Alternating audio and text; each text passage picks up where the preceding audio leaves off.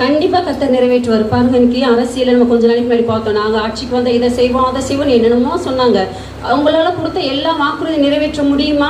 முடியாது. ஒரு சில வார்த்தைகளை நிறைவேற்றுவாங்க, ஒரு சில காரியங்கள் நிறைவேற்றுவாங்க, நிறைய காரியங்கள் அவங்களால நிறைவேற்ற முடியாது. ஆனா தேவன் நமக்கு ஒரு வார்த்தை கொடுப்பார் என்றால் அந்த வார்த்தை நிச்சயமா நம்ம வாழ்க்கையில நிறைவேறும். இப்ப எத்தனை பேர் ஆர்வமா இருக்கீங்க கர்த்தர் எனக்கு எந்த வார்த்தையை கொடுத்துருக்காருன்னு கேட்கறது இல்ல? ஒரு வசனத்தை வாசிப்போமா? ஏசாயா எழுதின தீர்க்க தரிசன புஸ்தகம் 58ஆம் அதிகாரம் 13-14 வசனங்களை வாசிப்போம். ஏசாயா 58, 13, 14.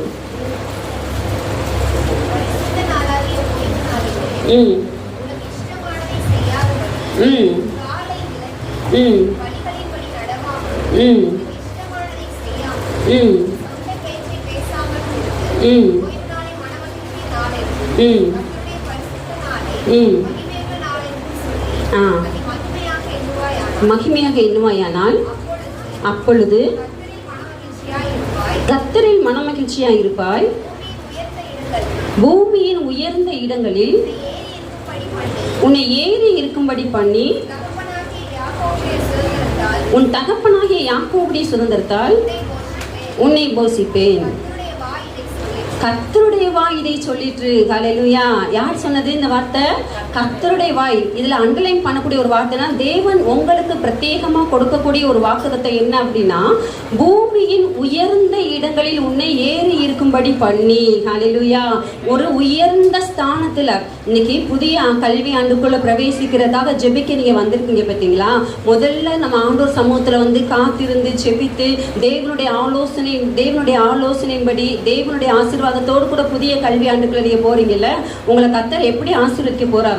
பூமியின் உயர்ந்த இடங்களில் ஏறி இருக்கும்படி பண்ணி அப்படின்னா ஒரு ஹையர் பொசிஷன். அதாவது இப்ப நீங்க புரியும்படி சொன்னா, போன மாசத்து வரைக்கும் ஜோசப் விஜய் என்னவா இருந்தார்? அவரு ஒன் ஆஃப் த ஆக்டர்ஸ், நடிகர்கள்ல ஒருவர். அப்படித்தானே? போன மாசத்து வரைக்கும் அவர் யாரா தான் இருந்தாரு?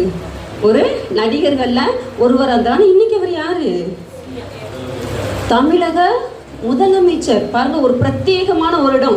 ஒரு ஆயிரக்கணக்கான நடிகர்கள் இன்னைக்கு இருக்கிறாங்க. அவங்களுக்குள்ள ஒருத்தரா தான் அவர் இருந்தாரு. சினி ஃபீல்டுல இன்னும் பாத்தீங்கன்னா லட்சக்கணக்கானவர் இருக்கிறாங்க. அவங்களுக்குள்ள ஒருத்தரா இருந்த விஜய் இன்னைக்கு தமிழ்நாட்டுக்கு அவர் என்னவா மாறிட்டார்? ஒரு முதலமைச்சரா அவர் மாறிட்டாரு. அந்த ஸ்தானத்துல வேற யாராவது இருக்காங்களா? இல்ல. கிட்டத்தட்ட தமிழ்நாட்டுல பாத்தீங்கன்னா 8.25 கோடி ஜனங்கள் இருக்கிறாங்க. எல்லாத்துக்கும் ஒரு உயர்ந்த பொசிஷன்ல இன்னைக்கு யார் இருக்கிறா? விஜய் அவங்க இருக்கிறாங்க. புரியுதா? அப்போ அதாவது உயர்ந்த இடங்களில் கர்த்தர் ஏறி இருக்கும்படி பண்ண ஒரு எக்ஸாம்பிளுக்காக நம்ம சொல்றேன். அப்போ தமிழ்நாட்டிலேயே ஒரு பெரிய போஸ்டிங். என்ன போஸ்டிங்? ஒரு முதலமைச்சர் பதவி. அந்த பதவிக்கு எப்படி அவர் வந்தாரோ அது போல இந்த நாளில் ஆண்டவர் சமூகத்தில் கூடி வந்திருக்கிறவங்க ஒவ்வொருத்தையும் கர்த்தர் அந்த மாதிரி நான் முதலமைச்சர்னு சொல்ல வரல, அதாவது உயர்ந்த ஸ்தானத்துல பெரிய பெரிய அதிகாரிகளா இந்த மாதிரி ஸ்தானத்துல கர்த்தர் உங்களை என்ன செய்ய போறாரா? உயர்த்த போறாரு. எத்தனை பேருக்கு சந்தோஷம்? சந்தோஷம் இல்லையா உங்களுக்கு? சந்தோஷம் தானே எல்லாத்துக்கும்? ஒரு பெரிய போலீஸ் ஆபீசரா, ஒரு பெரிய கலெக்டரா, ஒரு பெரிய ஜட்ஜா, இந்த மாதிரி பெரிய பெரிய ஸ்தானத்துல கர்த்தர் உங்களை என்ன செய்ய போறாரா? ஆண்டவர் வைக்க போறாரு அப்படின்னு சொல்லி ஆண்டவர் காலையில ஆண்டவர் வந்து பேசினாரு. சந்தோஷம். பேரண்ட்ஸ்க்கு சந்தோஷம் இல்லையா? நம்ம பிள்ளைகள் எவ்வளவு பெரிய போஸ்டிங்ல வந்தா நமக்கு எவ்வளவு பெரிய சந்தோஷம். யோசித்து பாருங்க. ஆண்டவர் பிரத்யேகமா கர்த்தர் ஒரு வாக்குத்தத்தமா கர்த்தர் கொடுத்தாரு, பூமியின் உயர்ந்த இடங்கள்ல ஏறி இருக்கும்படி பண்ணுவேன்னு சொல்லி. சரி, அதற்கு ஆண்டவர் வந்து சில ஆலோசனைகள் கர்த்தர் கொடுக்க. அப்படி ஆண்டவர் நான் உயர்த்தணும் அப்படின்னா தேவன் நம்ம இடத்துல ஒரு சில காரியங்களை கர்த்தர் எதிர்பார்க்கிறாரு. என்ன அப்படின்னா, அதுல 13வது வசனத்தை திரும்ப வாசிங்களேன். 13.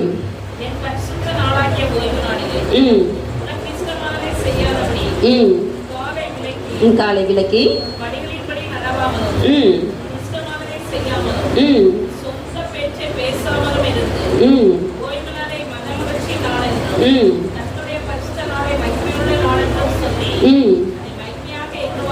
அதை மகிமையாக எண்ணுவாயானால். அந்த நாட்கள்ல பாத்தீங்கன்னா பரிசுத்த ஓய்வு நாள்னா சனிக்கிழமை தேவன் வந்து ஓய்வு நாள் ஆசரிக்கும்படி கர்த்தர் சொல்லியிருந்தாரு. அதன்படி பாத்தீங்கன்னா சனிக்கிழமை அவங்க எந்த ஒரு வேலையும் செய்ய மாட்டாங்க, ஓய்ந்திருப்பாங்க. ஆனா இன்றைக்கு நமக்கு ஓய்வு நாள்னா எந்த நாள்? ஞாயிற்றுக்கிழமை, கர்த்தருடைய நாள். அப்போ பிள்ளைகளாகி நீங்க என்ன செய்யணும் அப்படின்னா, அந்த வசனத்தை நீங்க திரும்ப வாசித்து பார்த்தீங்கன்னா ஒரே வார்த்தை திரும்ப திரும்ப வரும். என்ன அப்படின்னா, உன் இஷ்டப்படி நீ என்ன செய்யக்கூடாதான்? செய்யக்கூடாது. ஞாயிற்றுக்கிழமை ஆயிடுச்சுன்னா அந்த நாளை நம்ம யாருக்கு கொடுக்கணும்? ஏசப்பாவுக்கு கொடுக்கணும். நமக்கு சண்டே நமக்கு இங்கே சில்ட்ரன் ஒர்ஷிப் இருக்குது, சண்டே கிளாஸ் இருக்குல்லைங்க, சண்டே கிளாஸ் இருக்குது, வாலிபர் கூட்டம் இருக்குது, ஆராதனை இருக்குது. அப்போது பிள்ளைகளாகி நீங்கள் என்ன செய்யணும் அப்படின்னா, கர்த்தர் உங்களை உயர்ந்த ஸ்தானத்தில் ஒரு பெரிய ஒரு ஹையர் அத்தாரிட்டியில் தேவன் உங்களை கொண்டு போகணும் அப்படின்னா விசேஷமாக அந்த ஞாயிற்றுக்கிழமை நீங்கள் யாருக்கு கொடுக்கணும்?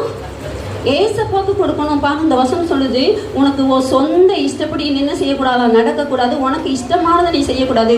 சிலர் சொல்லுவாங்க தெரியுமா, சண்டே ஒரு நாள் தான் லீவு, அதனால இன்னைக்கு என்ன செய்ய போகிறேன், கிரிக்கெட் விளையாட போகிறாங்கள பசங்க எல்லாம் போவாங்களா, சண்டே ஆனால் என்னது இன்னைக்கு லீவு நாள், அதனால கிரிக்கெட் விளையாட போகிறேன்னு சொல்லுவாங்க. சண்டே வந்து நம்ம இஷ்டத்துக்கு நம்ம செலவு பண்ணணும்னு நினைக்கிறோம். ஆனால் ஏசப்பா உங்கள்கிட்ட எதிர்பார்க்குற காரியம் என்ன அப்படின்னா, ஞாயிற்றுக்கிழமைனா மேக்சிமம் நம்ம எங்கே இருக்கணும், தேவனுடைய ஆலயத்தில் இருக்கணும், தேவனுடைய காரியங்கள். இப்போ நீங்களாம் சின்ன சின்ன பிள்ளைகள் சபையில் வந்து சின்ன சின்ன வேலைகள்லாம் நீங்கள் செய்யலாமா முடியாதா?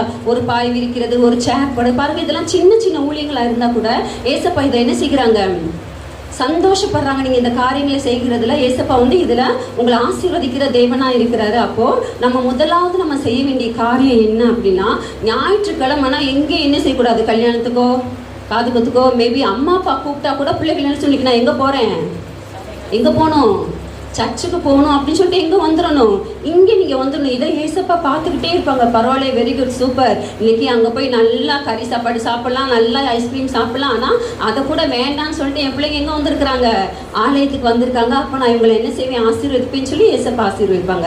அப்போது தேவன் உங்ககிட்ட முதலாவது கர்த்தரை எதிர்பார்க்குற ஒரு காரியம் என்ன அப்படின்னா, நம்ம என்ன செய்யணும், ஞாயிற்றுக்கிழமை ஆனால் அந்த நாள் மகிமையாக ஒரு ஸ்பெஷல் டேன்னு வச்சுக்கோங்க. இப்போ ஒரு கிறிஸ்மஸ் அல்லது ஒரு நியூ இயர், ஒரு ஈஸ்டர் அப்படின்னா நமக்கு எப்படி இருக்கும், ரொம்ப சந்தோஷமா இருக்குமா இருக்காதா? ஏன்னா அன்னைக்கு நம்ம புது ட்ரெஸ் போடுவோம், நிறைய ஸ்வீட்ஸ்லாம் சாப்பிடுவோம், அப்படி தானே, நிறைய பட்டாசுலாம் கூட வெடிப்போம். அப்போ அந்த நாள் நமக்கு எப்படி சந்தோஷமா இருக்குமோ அதை காட்டிலும் ஞாயிற்றுக்கிழமை நமக்கு எப்படி இருக்கணும், ரொம்ப நமக்கு சந்தோஷமான ஒரு நாளாக இருக்கணும். ஏன் அன்னைக்கு நம்ம ஏசப்பாவை ஆராதிக்க போகணும், நம்ம தேவனுடைய வார்த்தையை கேட்கணும், அப்படி ஒரு ஆர்வத்தோடு கூட நீங்கள் சபைக்கு இனிமேல் வருவீங்கன்னு சொன்னால் கர்த்தர் உங்களை என்ன செய்வார், ஏசப்பா ஆசீர்வதித்து உங்களை நல்ல ஒரு உயர்ந்த ஸ்தானத்தில் ஏசப்பா கொண்டு போவாங்க. ஆண்டவர் உங்களுக்கு முதலாவது கொடுத்த ஆலோசனை வந்து அதுதான், ஞாயிற்றுக்கிழமையே நான் என் இஷ்டப்படி நான் என்ன செய்ய மாட்டேன், என் இஷ்டத்துக்காக நான் ஞாயிற்றுக்கிழமை நான் எடுக்க மாட்டேன். அந்த நாளில் நான் ஆண்டவருக்கு முக்கியத்துவம் கொடுக்கும். அதாவது ஸ்பெஷல் டேவாக நினைக்கிறேன். ஒவ்வொரு சண்டேவும் நமக்கு என்ன டே, ஒரு ஸ்பெஷல் டே.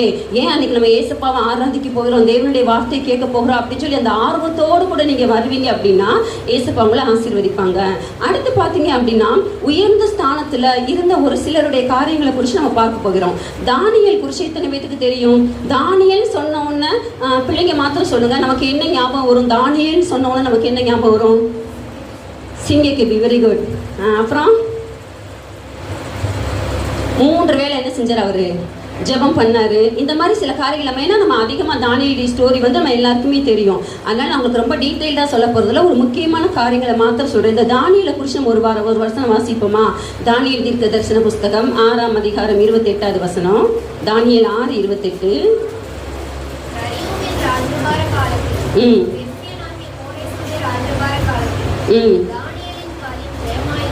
தானியேலின் காரியம் எப்படி இருந்ததா, ஜெயமா இருந்தது. அப்படின்னா அவருடைய காரியம் எல்லாமே பார்த்தீங்கன்னா வெற்றியா இருந்தது, தோல்வியே கிடையாது.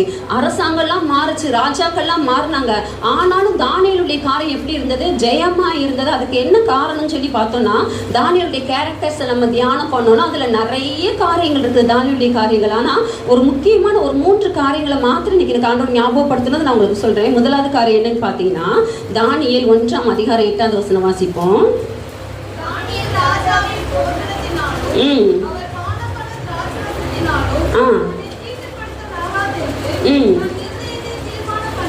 தன் இருதயத்தில் தீர்மானம் பண்ணிக்கொண்டு போது பாருங்க. இப்போ தானியேல் இவங்கெல்லாம் பார்த்தீங்கன்னா ஒரு சிறை கைதியை கொண்டு வரப்பட்டவங்க தான்.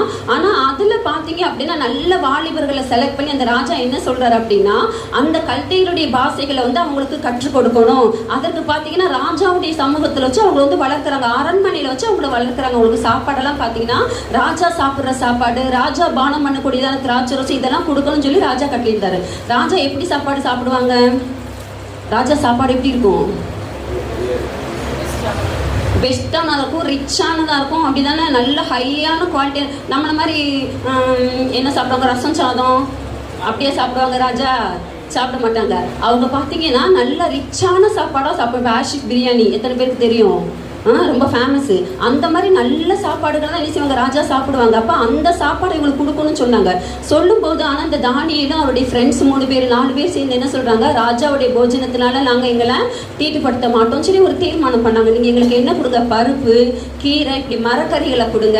10 நாள் அளவு இங்கே டெஸ்ட் பண்ணி பாருங்கள். ராஜாவுடைய சாப்பாடு சாப்பிட்டவங்கள நாங்களும் எப்படி இருக்கோம்னு சொல்லி நீங்கள் என்ன செய்யுங்க, டெஸ்ட் பண்ணி பாருங்கன்னு சொல்லி சொன்னாங்க. அந்த மாதிரி பார்த்தீங்கன்னா அப்போ அந்த பிரதானியுடைய தலைவன் அதற்கு அதிகாரி இருந்தவர் அதே மாதிரி 10 நாள் அவங்க கொடுத்ததுக்கு அப்புறம் டெஸ்ட் பண்ணி பார்த்தா மற்றவங்களை காட்டிலும் உங்களுடைய முகம் எப்படி இருந்துச்சுன்னா நல்லா பிரைட்டா இருந்தது. சரீரம்லாம் பார்த்தீங்கன்னா நல்லா வெயிட்டா புஷ்டியா இருந்தது. அப்போ அது மாத்திரம் இல்லை, அவங்க பார்த்தீங்கன்னா ராஜாவுடைய போஜனத்தை அவங்க வேண்டான்னு சொல்லி ஒதுக்கி வச்சதுனால தேவன் அவரை எப்படி ஆசீர்வதிச்சாங்க பாருங்க. அதே 1ஆம் அதிகாரம் 17வது வசனம்.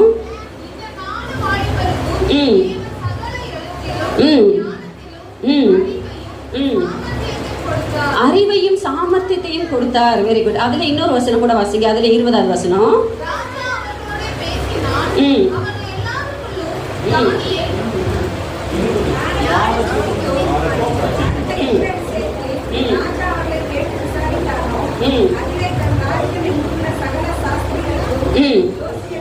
ம்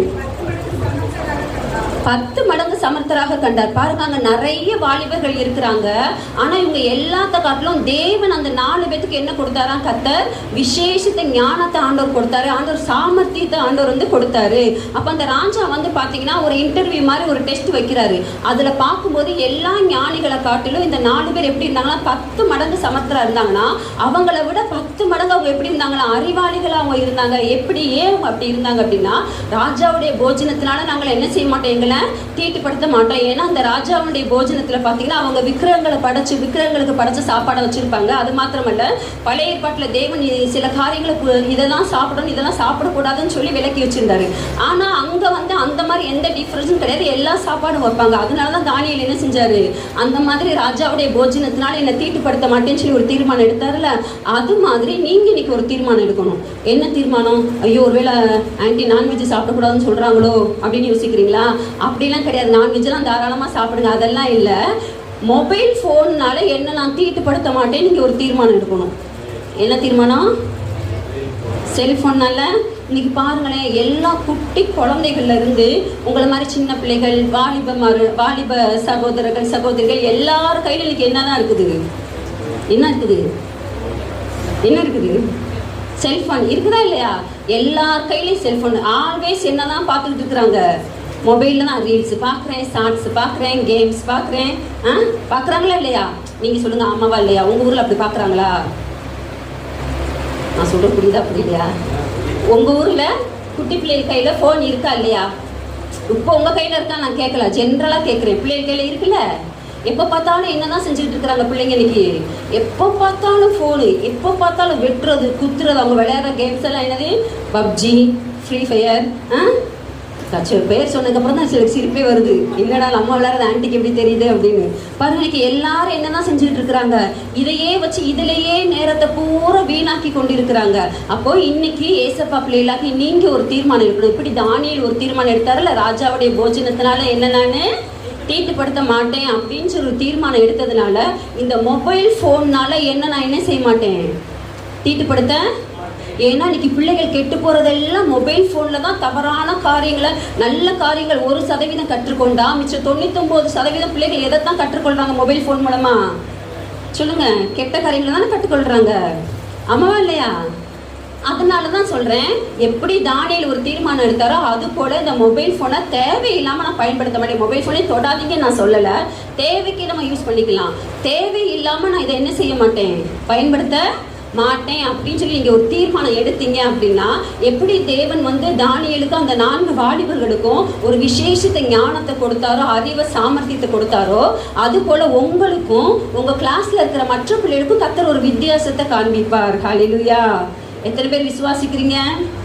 தேவன் ஒரு வித்தியாசத்தை காண்பிக்கணும். நமக்கும் மற்ற பிள்ளைகளுக்கும் என்ன இருக்கணும், ஒரு வித்தியாசம் இருக்கணும். அந்த வித்தியாசத்தை தேவன் இப்போ அப்படிதான் ஆண்டவர் காமிச்சாரு. மற்ற எல்லாரும் காட்டிலையும் இந்த 4 பேரும் 10 மடங்கு எப்படி இருந்தாங்க, சமர்த்தரா இருந்தாங்க. அது போல உங்க கிளாஸ்ல இருக்கிற மற்ற எல்லா பிள்ளைகளை காட்டிலும் நீங்க நல்ல ஒரு எஃபிஷியண்டா இருக்கணும், ஒரு இன்டெலிஜென்ட்டா இருக்கணும், நல்ல ஒரு அறிவாளியா திறமசாலியா இருக்கணும். அப்படின்னா நம்ம என்ன செய்யணும், ஒரு தீர்மானம் எடுக்கணும். என்ன தீர்மானம் எடுக்கணும்?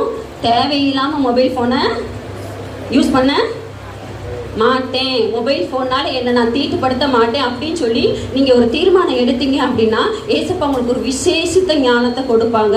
எத்தனை பேருக்கு விசேஷித்த ஞானம் வேணும்? வேணுமா வேண்டாமா?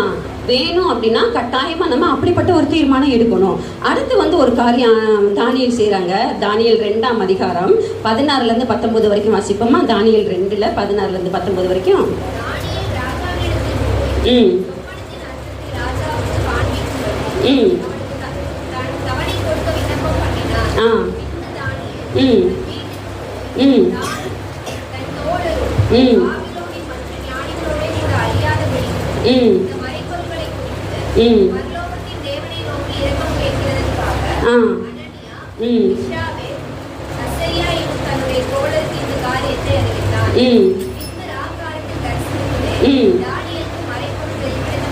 போதும் பாருங்க, தானியேலுக்கு மறைப்பொருள் வெளிப்படுத்தப்பட்டது. அதாவது பார்த்தீங்கன்னா ராஜாவுக்கு வந்து ஒரு சொப்பனம்.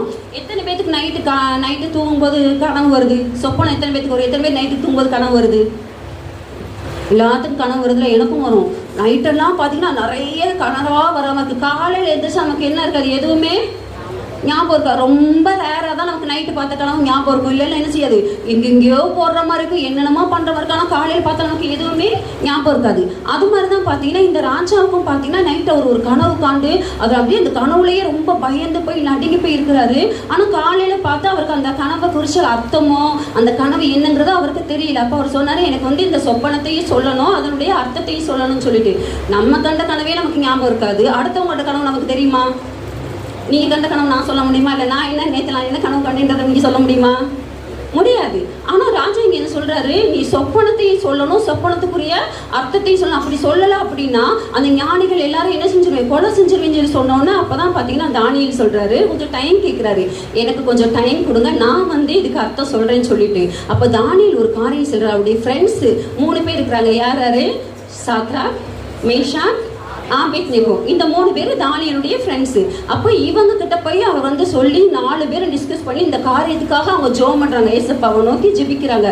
இல்லை அப்படின்னா இவங்களும் என்ன செய்ய வேண்டியிருக்கும், அழிக்கப்பட வேண்டியதாக இருக்கும். அப்போ ஜெபம் பண்ணும்போது பார்த்தீங்கன்னா ராத்திரியில் தானியேலுக்கு வந்து கர்த்தர் என்ன செய்கிறார், ஏசப்பா அந்த சொப்பனத்தை வெளிப்படுத்தி அதனுடைய அர்த்தத்தையும் சொல்கிறாங்க. பாருங்க எவ்வளோ பெரிய காரியம், ஆமாவா இல்லையா? ஒருத்தர் கண்டு சொப்பனத்தை போய் நம்ம சொல்ல முடியுமா? முடியாது. ஆனால் அந்த தானியேலும் அவருடைய ஃப்ரெண்ட்ஸும் சேர்ந்து ஜெபிக்கும் பொழுது தேவன் என்ன செய்கிறாரு, அந்த ராஜாவுக்கு என்ன சொப்பனம் வந்ததும் சொல்கிறாரு, அந்த சொப்பனத்தினுடைய அர்த்தத்தையும் சொல்கிறத பார்க்குறோம். இப்போது ஆண்டவர் உங்களுக்கு சொன்ன இன்னொரு காரியம் என்ன அப்படின்னா, இப்போ சபையில் இருக்கிற நீங்கள் எல்லாம் சேர்ந்து எப்படி தானியேல் வந்து ஒரு ஃப்ரெண்ட்ஸாக ஒரு ப்ரேயர் டீமாக இருந்து ஜெபம் பண்ணாங்களோ அது போல் நீங்கள் இப்போ சண்டே வந்து நான் சொன்னேன், ஏற்கனவே சொன்னேன், சண்டே வந்து அதிகமாக நம்ம ஏசப்பாவோட சமூகத்தில் இருக்கணும்னு. அப்படி இருக்கும்போது நம்ம என்ன செய்யலாம், வாரத்துக்கு ஒரு நாள் உங்களுக்கு எப்படி முடியுமோ சபையில் பிள்ளைகளாக சேர்ந்து என்ன செய்யலாம், ஜெபிக்க முடியாதா? எல்லாரும் சேர்ந்து ஜெபிக்காட்டாலும் உங்களால் முடிஞ்சளவுக்கு ஒரு 3 பேர் 4 பேர் இப்படி ஒரு சின்ன சின்ன ஜெப குழுக்களாக சேர்ந்து என்ன செய்யணும், ஜெபிக்கணும். தானியேலும் அவங்க ஃப்ரெண்ட்ஸும் அப்படி ஜெபம் பண்ணும்போது ஏசப்பா எப்படி அவங்களுக்கு காரியங்களை வெளிப்படுத்தினாங்களோ அது போல் நீங்கள் சின்ன சின்ன ப்ரேயர் டீமாக சேர்ந்து நீங்கள் ஜெபம் பண்ணீங்கன்னா ஏசப்பா உங்களுக்கும் என்ன செய்வாங்க, நிறைய காரியங்களை ஏசப்பா நமக்கு வெளிப்படுத்துவாங்க. எத்தனை பேர் இதை விசுவாசிக்கிறீங்க? பாருங்க, நம்ம தமிழ்நாட்டிலேயே பெரிய சபைகளில் ஒரு சபை எதுன்னு கேட்டிங்கன்னா ஏசிஏ சபை. கேள்விப்பட்டீங்களா? பாஸ்டர் தாமஸ் ராஜ்னு சொல்லி அதனுடைய ஊழியர் கிட்டத்தட்ட 10,000க்கும் அதிகமான விசுவாசிகள் அங்கே இருக்கிறாங்க. இப்போ அவர் இறந்து போயிட்டாரு. அவருடைய மகன் கேப்ரியல் தாமஸ் ராஜுங்கிற ஒரு பாஸ்டர் தான் பார்த்தீங்கன்னா இன்றைக்கி அந்த சபையை நடத்தி கொண்டிருக்கிறாரு. அந்த பாஸ்டர் ஒரு காரியம் சொன்னாங்க. என்ன அப்படின்னா, அவர் சின்ன பிள்ளையா இருக்கும்போது அவங்க சபையில் பார்த்தீங்கன்னா வாலிபர் கூட்டம் சொல்லி எதுவுமே கிடையாதான். அப்போ திடீர்னு பார்த்தீங்கன்னா இவருக்குள்ள ஒரு எண்ணம், நம்ம இவ்வளோ பேர் பிள்ளைகள் இருக்கிறோமே, நம்ம சேர்ந்து ஜெபம் பண்ணால் நல்லா இருக்குமே அப்படின்னு சொல்லி இவர் யோசிச்சுட்டே இருக்கும்போது ஒரு ஃப்ரெண்டு வந்து சொன்னாராம், கேப்ரியல் நம்ம எல்லாரும் வாரத்தில் ஒரு நாள் நம்மளாம் சேர்ந்து ஜெபம் பண்ணுவோம்னு சொல்லி கேட்டாராம். உடனே இவருக்கு ஏற்கனவே அப்படி ஒரு எண்ணம் இருந்ததுனால அவர் சொன்னாரா, சரி நம்ம சேர்ந்து ஜெபிக்கலாம்னு சொல்லி கிட்டத்தட்ட அவங்க சபையில் 15 வாலிபர்கள்லாம் பெரிய பெரிய அன்னைமாரெலாம் கிடையாது, உங்களை மாதிரி சின்ன சின்ன பிள்ளைகள் தான். அவரை பார்த்து அந்த ஃபோட்டோ அவர் காமிச்சாரு. அந்த ஃபோட்டோவில் பார்த்தா சின்ன பையனாக தான் இருக்கிறாரு. அப்படி இருக்கும்போது 15 பேர் சேர்ந்து வாரத்தில் ஒரு நாள் அவங்க ஜெபம் பண்ணுவாங்களாம். அப்படி ஜெபம் பண்ணும்போது யாருக்குமே செய்தி கொடுக்காது. 15 பேத்துக்கும் ஆராதனை நடத்தவும் தெரியாது, செய்தி கொடுக்கவும் தெரியாது. ஆனா ஒண்ணு செய்வாங்க, என்னன்னா 1 மணி நேரம் ஒரு 2-3 பாட்டு பாடுவாங்களாம். அடுத்து கொஞ்ச நேரம் முழங்கால நின்று ஆண்டவரை நல்லா ஸ்தோத்திரம் பண்ணுவாங்களாம். அடுத்து ஆளுக்கு ஒரு ஜெப குறிப்புகளை சொல்லி என்ன செய்வாங்கன்னா ஜெபம் பண்ணுவாங்களாம். எவ்வளவு நேரம்னா கரெக்டா 1 மணி நேரம், வாரத்துல ஒரு நாள். இப்படி சில வருடங்களா 3-4 வருடங்களா அவங்க அந்த மாதிரி செஞ்சாங்க. அதுக்கப்புறம் தான் பாஸ்டர் பாத்தீங்கன்னா ஒரு ஊழியரை போட்டு வாலிபர் கூட்டம் நடத்த ஆரம்பிச்சிருக்கிறாங்க. அப்ப அந்த கேப்ரின் பாஸ்டர் சொல்றாங்க, நாங்க 15 பேர் சேர்ந்து கூடி ஜெபிக்க ஆரம்பிச்சோம். அந்த 15 பேத்துல இன்னைக்கு பாதி பேத்துக்கு மேல நல்ல ஊழியக்காரங்களா இருக்கிறாங்க. மிச்சம் இருக்கிற எல்லாருமே பேங்க் ஆபீசரா இருக்கிறாங்க, பெரிய பெரிய போஸ்டிங்ல இருக்கிறாங்க அப்படின்னு சொல்லி அவர் சாட்சியா சொன்னாரு. அல்லேலூயா. அப்போ நீங்களும் பாத்தீங்கன்னா சின்ன பிள்ளைல இருந்தா கூட உங்க செட்டுக்கு ஏத்த மாதிரி உங்களால 1 மணி நேரம் ஜெபிக்க முடியாது, ஒரு 1/2 மணி நேரம். எல்லாத்துக்கும் பாட்டு தெரியும்ல, நம்ம சபையில பாடுற பாட்டை ஒரு பாட்டை பாடலாம். ஒரு அதிகாரத்தை, ஒரு சின்ன ஒரு நீதிமொழிகளோ சங்கீதமோ ஒரு அதிகாரம் வாசிச்சுட்டு உங்களுக்கு தெரிஞ்ச மாதிரி நீங்க என்ன செய்யலாம், சின்ன சின்ன குழுவா கூடி ஜெபிக்கலாம். நீங்க அப்படி ஜெபம் பண்ணீங்க அப்படின்னா ஏசப்பா எப்படி தானியேலுக்கு வந்து மறைபொருட்களை வெளிப்படுத்துறாங்களோ அது போல ஏசப்பா உங்ககிட்ட பேச ஆரம்பிப்பாங்க. எத்தனை பேர் இந்த வார்த்தையை விசுவாசிக்கிறீங்க? இது நீங்க செய்ய வேண்டிய அடுத்த காரியம், சரியா? அப்போ சபையில இருக்கிற பிள்ளைகள் நீங்க உங்களுக்கு முடிஞ்ச அளவுக்கு சின்ன சின்ன குழுக்களா நீங்க கூடி நீங்க ஜெபிக்கணும். நம்ம சபைக்காக ஜெபிக்கலாம், நம்ம பாஸ்டர் அங்கிளுக்காக ஆன்டிக்காக ஜெபிக்கலாம். இந்த மாதிரி நீங்க ஜெபம் பண்ணீங்க அப்படின்னா ஏசப்பா உங்களை ஆசீர்வதிப்பாங்க. அடுத்த தானியேலை குறிச்ச ஒரு காரியம் நம்ம வாசிக்கலாம் பாருங்களேன். தானியேல் 6ஆம் அதிகாரம் 4வது வசனம். ம் ம் ம்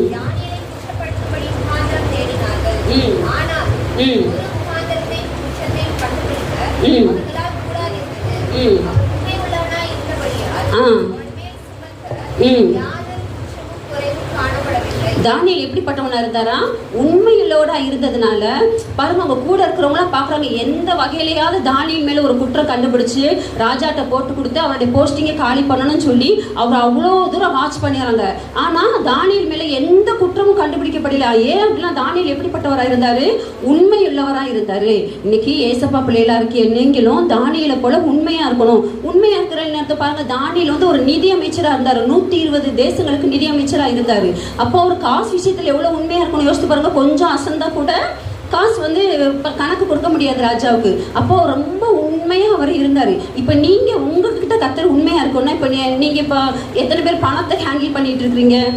பணத்தை யாராவது நிர்வாகம் பண்றீங்களா? பிள்ளைகள், நமக்கு அந்த பொறுப்பெல்லாம் கிடையாது. உங்களுக்கு இப்ப என்ன பொறுப்பு? படிக்கிறது தான் இப்ப உங்களுக்கு கொடுக்கப்பட்ட பொறுப்பு, அப்படிதானே? ஆமாவா இல்லையா? இப்ப உங்களுக்கு கொடுக்கப்பட்ட பொறுப்பு என்ன பொறுப்பு? படிக்கணும். அப்போ தானியேல் வந்து அவருக்கு கொடுக்கப்பட்ட காரியத்துல உண்மையில இருந்தது போல உங்களுக்கு இப்ப கொடுக்கப்படுற காரியம் என்னது? படிக்க வேண்டிய. அப்ப படிக்கிறதுல நீங்க எப்படி இருக்கணும்?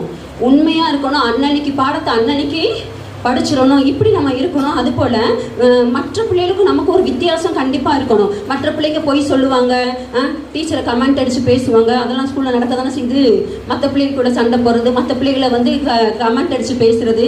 ஏசப்பா பிள்ளைகளாகி நம்ம என்ன செய்யக்கூடாது? அப்படி இருக்க கூடாது. அன்னன்னைக்கு பாடத்தை அன்னன்னைக்கு படிக்கணும். அது மாத்திரமல்ல, நம்ம உண்மையா இருக்கிறது அப்படின்னா டீச்சருக்கு நம்ம டீச்சரை வந்து கமெண்ட் அடிக்கக்கூடாது, பரியாசம் பண்ணக்கூடாது. அவங்களுக்கு நம்ம கனத்தை கொடுக்கணும். மற்ற பிள்ளைகளை வந்து நம்ம காயப்படுத்துற மாதிரி பேசக்கூடாது. இது வந்து இப்படி இருக்கிறதா உண்மையுள்ளது. அப்ப நீங்க இந்த மாதிரி இருந்தீங்க அப்படின்னா எப்படி தானியேலுடைய காரியம் ஜெயமா இருந்ததோ அது போல அந்த புதிய கல்வியாண்டு உங்களுக்கு எப்படி இருக்கும்? ஜெயமா இருக்கும். நீங்க எல்லாத்துலயும் ஃபர்ஸ்ட் வரலாம். படிப்புல மாத்திரமல்ல, ஸ்போர்ட்ஸ்ல இல்ல ஸ்கூல்ல என்ன காம்படிஷன் வச்சாலும் யார் ஃபர்ஸ்ட் வருவா? நீங்க தான் ஃபர்ஸ்ட் வர போறீங்க. எத்தனை பேர் விசுவாசிக்கிறீங்க? அப்போ இந்த ஆலோசனைப்படி நம்ம செயல்படணும். இன்னும் ஒரு சில காரியங்கள் மாத்திரம் நான் சொல்லி நான் முடிக்கிறேன். அடுத்து பார்த்தீங்கன்னா யோசேப்பு. இந்த யோசேப்பை குறித்து நம்ம பார்த்தோம் அப்படின்னா ஆதியாகமம் 41ஆம் அதிகாரம் 39 வாசிங்களேன். ஆதியாகமம் 41 39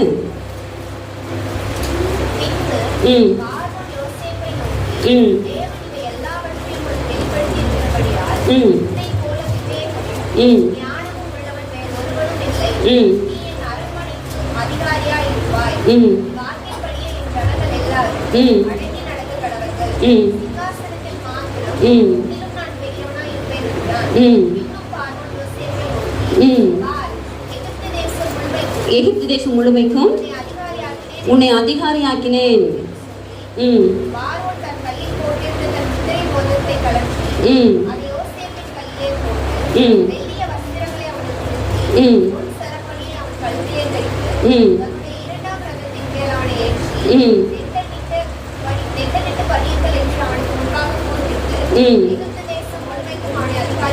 எகிப்து தேசம் முழுமைக்கும் அவனை அதிகாரி. இந்த யோசேப்பு யாருன்னு சொல்லி பாத்தீங்க அப்படின்னா ஒரு அடிமையாக கொண்டு வரப்பட்டவர் தான். ஆனா இந்த யோசேப்பு இப்ப எப்படி உயர்த்தப்படுறாரு, ஒரு எகிப்து தேசம் முழுமைக்கும் அதிகாரி அப்படின்னா.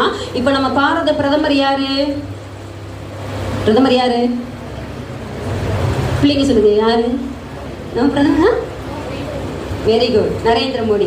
அந்த மாதிரி பார்த்தீங்கன்னா யோசேப்பு வந்து ஒரு பெரிய ஒரு அதிகாரி, எகிப்து தேசம் முழுமைக்கு வந்து ஒரு அதிகாரியா அவர் வந்து உயர்த்தப்பட்டதை நம்ம பார்க்கிறோம். இந்த யோசேப்பு யாருன்னு சொல்லி பார்த்தா, யோசேப்போட சரித்திரம் நம்ம எல்லாருக்குமே நல்லா தெரியும். நம்ம சண்டே கிளாஸ் நிறைய நம்ம வாசித்திருப்போம். 17 வயசுல பார்த்தீங்கன்னா தேவன் யோசேப்பை கொடுத்ததான் ஒரு தரிசனத்தை கொடுக்குறாரு. ஆனா அந்த தரிசனம் கொடுத்ததுக்கு அப்புறம் பார்த்தா அவருடைய வாழ்க்கையில் நடந்தது எல்லாமே அதற்கு ஆப்போசிட்டா தான் நடந்துச்சு.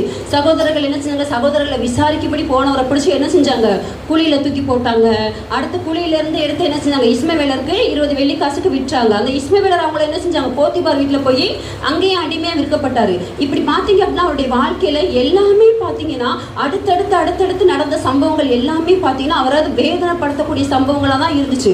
போத்திபார் வீட்லயும் பாத்தீங்கன்னா பொய்யா குற்றம் சாட்டப்பட்டு சிறைச்சாலையில போடப்பட்டாரு. இப்படி அவருடைய வாழ்க்கையில அவர் போன இடங்கள்லாம் இப்படிப்பட்ட இடமா இருந்தா கூட யோசேப்பை குறித்து வயதன திரும்ப சொல்லுது.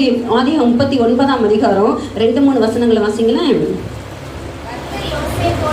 கர்த்தர் யோசேப்போட இருந்தார், அவன் காரிய சித்தி உள்ளவனானான்.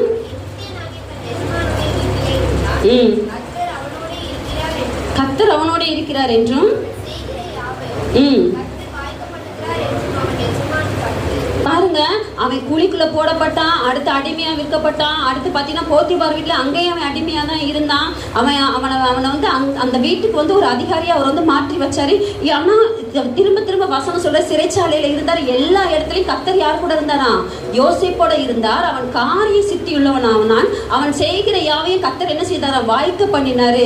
கர்த்தர் யோசேப்போட இருந்தார்னா என்ன அர்த்தம் தெரியுமா, இவன் எங்க இருந்தாலும் தேவனோடு கூட இருந்தான், ஜெபிக்கிறவனா இருந்தான். ஜெபிக்கிறவங்களோட தானே ஏசப்பா இருப்பாங்க, ஜெபிக்காதவங்களோட இருப்பாங்களா, ஜெபிக்கிறவங்களோட இருப்பாங்களா? யார் கூட ஏசப்பா இருப்பாங்க? ஜெபிக்கிறவங்களோட தான் இருப்பாங்க. வசனம் திரும்ப சொல்லுது. நீங்க அதுலயே நீங்க 39 பார்த்தீங்கன்னா 21 23 வாசித்தீங்கன்னா சிறைச்சாலையில் அவர் இருக்கிறாரு. அங்கேயும் கர்த்தர் யார் கூட தான் இருந்தாராம், யோசேப்போட இருந்தாரு. ஒருவேளை நீங்க நினைக்கலாம், நான் நினைச்ச ஸ்கூல்ல எனக்கு இடம் கிடைக்கல, நான் இந்த ஸ்கூல்ல படிக்கணும்னு நினைச்சேன், ஆனா எங்க வீட்டுல என்ன செய்யல, இந்த ஸ்கூல்ல சேர்க்காம வேற ஒரு ஸ்கூல்ல சேர்த்துட்டாங்க, எனக்கு இந்த ஸ்கூலுக்கு போறதுக்கு பிடிக்கவே இல்லை அப்படின்னு சில நேரம் நினைப்போம். இன்னும் சில பசங்க, வாலிப பசங்க என்ன நினைப்பாங்க, நான் இந்த கோர்ஸ் எடுத்து படிக்கணும்னு நினைச்சேன், ஆனா எனக்கு வேற கோர்ஸ் தான் கிடைச்சது. அப்படி நமக்கு பிடிக்காத இடங்கள், பிடிக்காத காரியங்கள் இப்படி இருந்தா கூட இதற்கு மத்தியிலையும் கூட பாத்தீங்கன்னா நம்ம ஒழுங்கா ஜெபம் பண்ணி நம்ம ஏசப்பாக்கு பிரியமா இருந்தோம்னா ஏசப்பா யார் கூட இருப்பாங்க, நம்ம கூட இருப்பாங்க. எப்படி யோசிப்புடைய சூழ்நிலைகள் எல்லாமே பாத்தீங்கன்னா எதிர்மறையா தான் இருந்துச்சு. யாராவது அடிமையா இருக்க விரும்புவோமா, நம்ம ஜாலியா இருக்கணும் அப்படிதான் நம்ம விரும்புவோம், ஃப்ரீடமா இருக்கணும்னு நினைப்போம். ஆனா அவர் அடிமையா இருந்தா கூட அங்கேயும் கர்த்தர் அவரோட இருந்தாருன்னா என்ன அர்த்தம்னா, அந்த அடிமையா இருந்த சூழ்நிலையிலேயும் கூட அவர் வந்து நல்லா ஜெபிக்கிறவர் இருந்தாரு, ஏசப்பாவோட கூட இருந்தாரு. அதனாலதான் பாத்தீங்கன்னா அந்த தேசம் முழுவதுக்கு அடிமையா கொண்டு போகப்பட்ட ஒரு தேசத்துல அவர் ஒரு அதிகாரியா தேவன் என்ன செஞ்சாங்க, உயர்த்தினாங்க. நான் சொல்ற புரியுதா உங்களுக்கு? அப்போ ஒருவேளை இப்ப நீங்க இருக்கிற சூழ்நிலை உங்களுக்கு பிடிக்காம இருந்தா கூட, நீங்க நினைச்ச மாதிரி உங்களுக்கு அமையாம இருந்தா கூட, இதுலயும் நீங்க என்ன செய்யணும், உண்மையா ஏசப்பட்ட என்ன செய்யணும், ஜெபம் பண்ணணும். அப்படி ஜெபம் பண்ணீங்கன்னா கர்த்தர் எப்படி யோசேப்போட இருந்தாரோ அது போல உங்க கூட இருந்து யோசேப்பை உயர்த்துறது மாதிரி தேவன் உங்களையும் உயர்த்துவாரு. அடுத்து இன்னும் ஒரே ஒரு காரியத்தை மட்டும் நம்ம பார்த்து முடிப்போம். எஸ்தரை குறித்து எத்தனை பேருக்கு தெரியும்? எஸ்தர்னா யாரு? எஸ்தரை பத்தி எத்தனை பேருக்கு தெரியுமா? எஸ்தரை பத்தி தெரியுமா? Very good, super.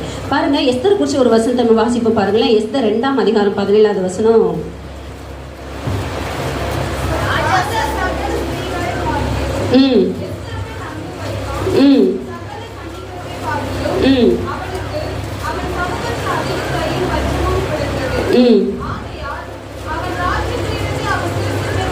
ராஜ கிரீடத்தை அவள் சிரசின் மேல் வைத்து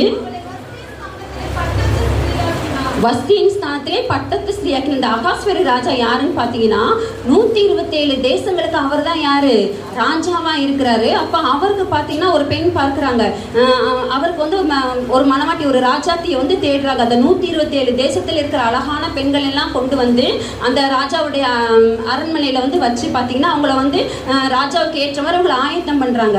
பண்ணும்போது அவ்வளவு பெண்கள் இருந்தாலும் அந்த இடத்துல யாரை செலக்ட் பண்றாங்க ராஜஸ்திரியானா, எஸ்தரை செலக்ட் பண்றாங்க. ராஜா எல்லா எல்லாரும் காட்டிலும் எஸ்தர் மேல அன்பு வைத்தான் இருக்குது.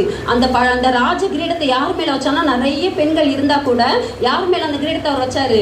எஸ்தர் மேல அந்த ராஜ கிரீடத்தை வச்சு அவளை தான் வந்து பட்டத்து ஸ்திரீயாக்கினா ராணியா ராஜாத்திய மாற்றினான்னு சொல்லி பார்க்கிறோம்.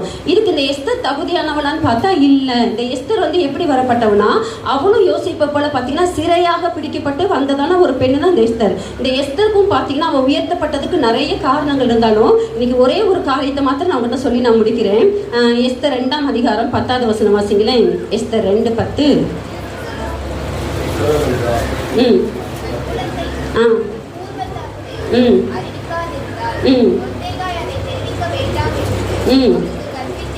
மொர்தெகாய் தெரிவிக்க வேண்டாம் என்று கற்பித்திருந்தான். பாருங்க, மொர்தெகாய் என்ன சொன்னாரோ அதை அந்த எஸ்தர் என்ன செஞ்சா, அப்படியே கீழ்ப்படிஞ்ச. மொர்தெகாய் யார்?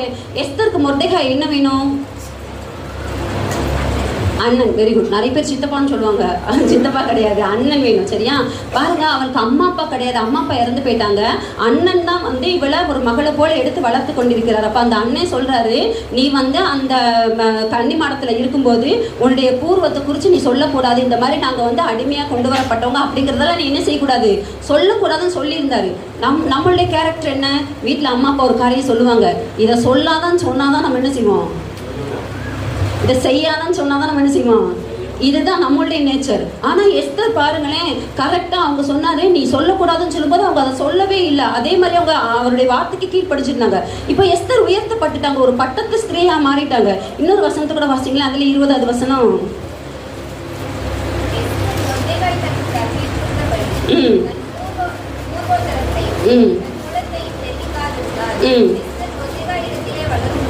எஸ்தர் மொர்தெகாயினிடத்திலே வளரும்போது அவன் சொற்கேட்டு நடந்தது போல இப்பொழுதும் அவன் சொற்கேட்டு நடந்து வந்தால். பாருங்க, இந்த எஸ்தர் மொர்தெகாய்கிட்ட இருக்கும்போது சரி நமக்கு அண்ணன் அவரு, நமக்கு அம்மா அப்பா மாதிரி இருந்தா அவர் தான் எல்லாம் செய்யறாரு, அதனால அவர் சொல்றதை நம்ம என்ன செய்யணும், கேட்டு நடக்கணும்னு சொல்லி நடந்திருந்திருக்கலாம். இப்ப எஸ்தர் யாருன்னு சொல்லி கேட்டீங்கன்னா 127 தேசத்துக்கு அவ தான் இப்ப ராஜாத்தி, உயர்த்தப்பட்டுட்டா, அவ பட்டத்து ஸ்திரீயா மாறிட்டா. அதுக்கப்புறமா அவ என்னதான் செய்யறானா, மொர்தெகாயுடைய சொற்படி கேட்டு நடந்தான் பார்க்கிறோம். பாருங்க, ஒரு ராணி ஆனதுக்கு அப்புறம் தன்னை வளர்த்த தன்னுடைய அண்ணனுடைய வார்த்தைக்கு அவ என்ன செய்கிறா, கீழ்ப்பட. இன்னைக்கு பாருங்க, பிள்ளைகள் கொஞ்சம் படிச்சுட்டாங்க, கொஞ்சம் வளர்ந்துட்டாங்கன்னு அம்மா அப்பா என்ன செய்யறது இல்லை, அம்மா அப்பா என்ன செய்யறது இல்லை, மதிக்கிறதே. நான் சொல்ற புரியுதா புரியல உங்களுக்கு? கொஞ்சம் வளர்த்து எனக்கு எல்லாம் தெரியும், உங்களுக்கு என்ன தெரியும், நீங்க கை நாட்டு, உங்களுக்கு என்ன தெரியும், இப்ப இருக்கிற ட்ரெண்டை பத்தி உங்களுக்கு என்ன தெரியும், இப்ப இருக்கிற டெக்னாலஜி பத்தி உங்களுக்கு என்ன தெரியும். பிள்ளைகள் பேசுறாங்களா இல்லையா, பேசுறாங்களா இல்லையா? நீங்க எல்லாம் ஓல்டு வெர்ஷன், நீங்க எல்லாம் பழமைவாதி, உங்களுக்கு எல்லாம் ஒண்ணுமே தெரியாது அப்படின்னு சொல்லி இன்னைக்கு பேரண்ட்ஸ் பிள்ளைகள் மதிக்காம பேசுறாங்க. ஆனா இந்த எஸ்தர் பாருங்க, ஒரு ராஜாத்தியா 127 தேசத்துக்கு ராஜாத்தியா உயர்த்தப்பட்டதுக்கு அப்புறமும் தன்னை வளர்த்த தன் அண்ணனுடைய ஆலோசனைப்படி அவ என்ன செய்கிறா, அவ கீழ்ப்படுத்த நடக்கிறத நம்ம பார்க்கிறோம். அது மாத்திரமல்ல, இன்னொரு வசனத்தை நீங்க வாசிங்களேன். எஸ்தர் 8ஆம் அதிகாரம் 1-2 வசனங்களை வாசிங்க. எஸ்தர் 8ஆம் அதிகாரம் 1-2.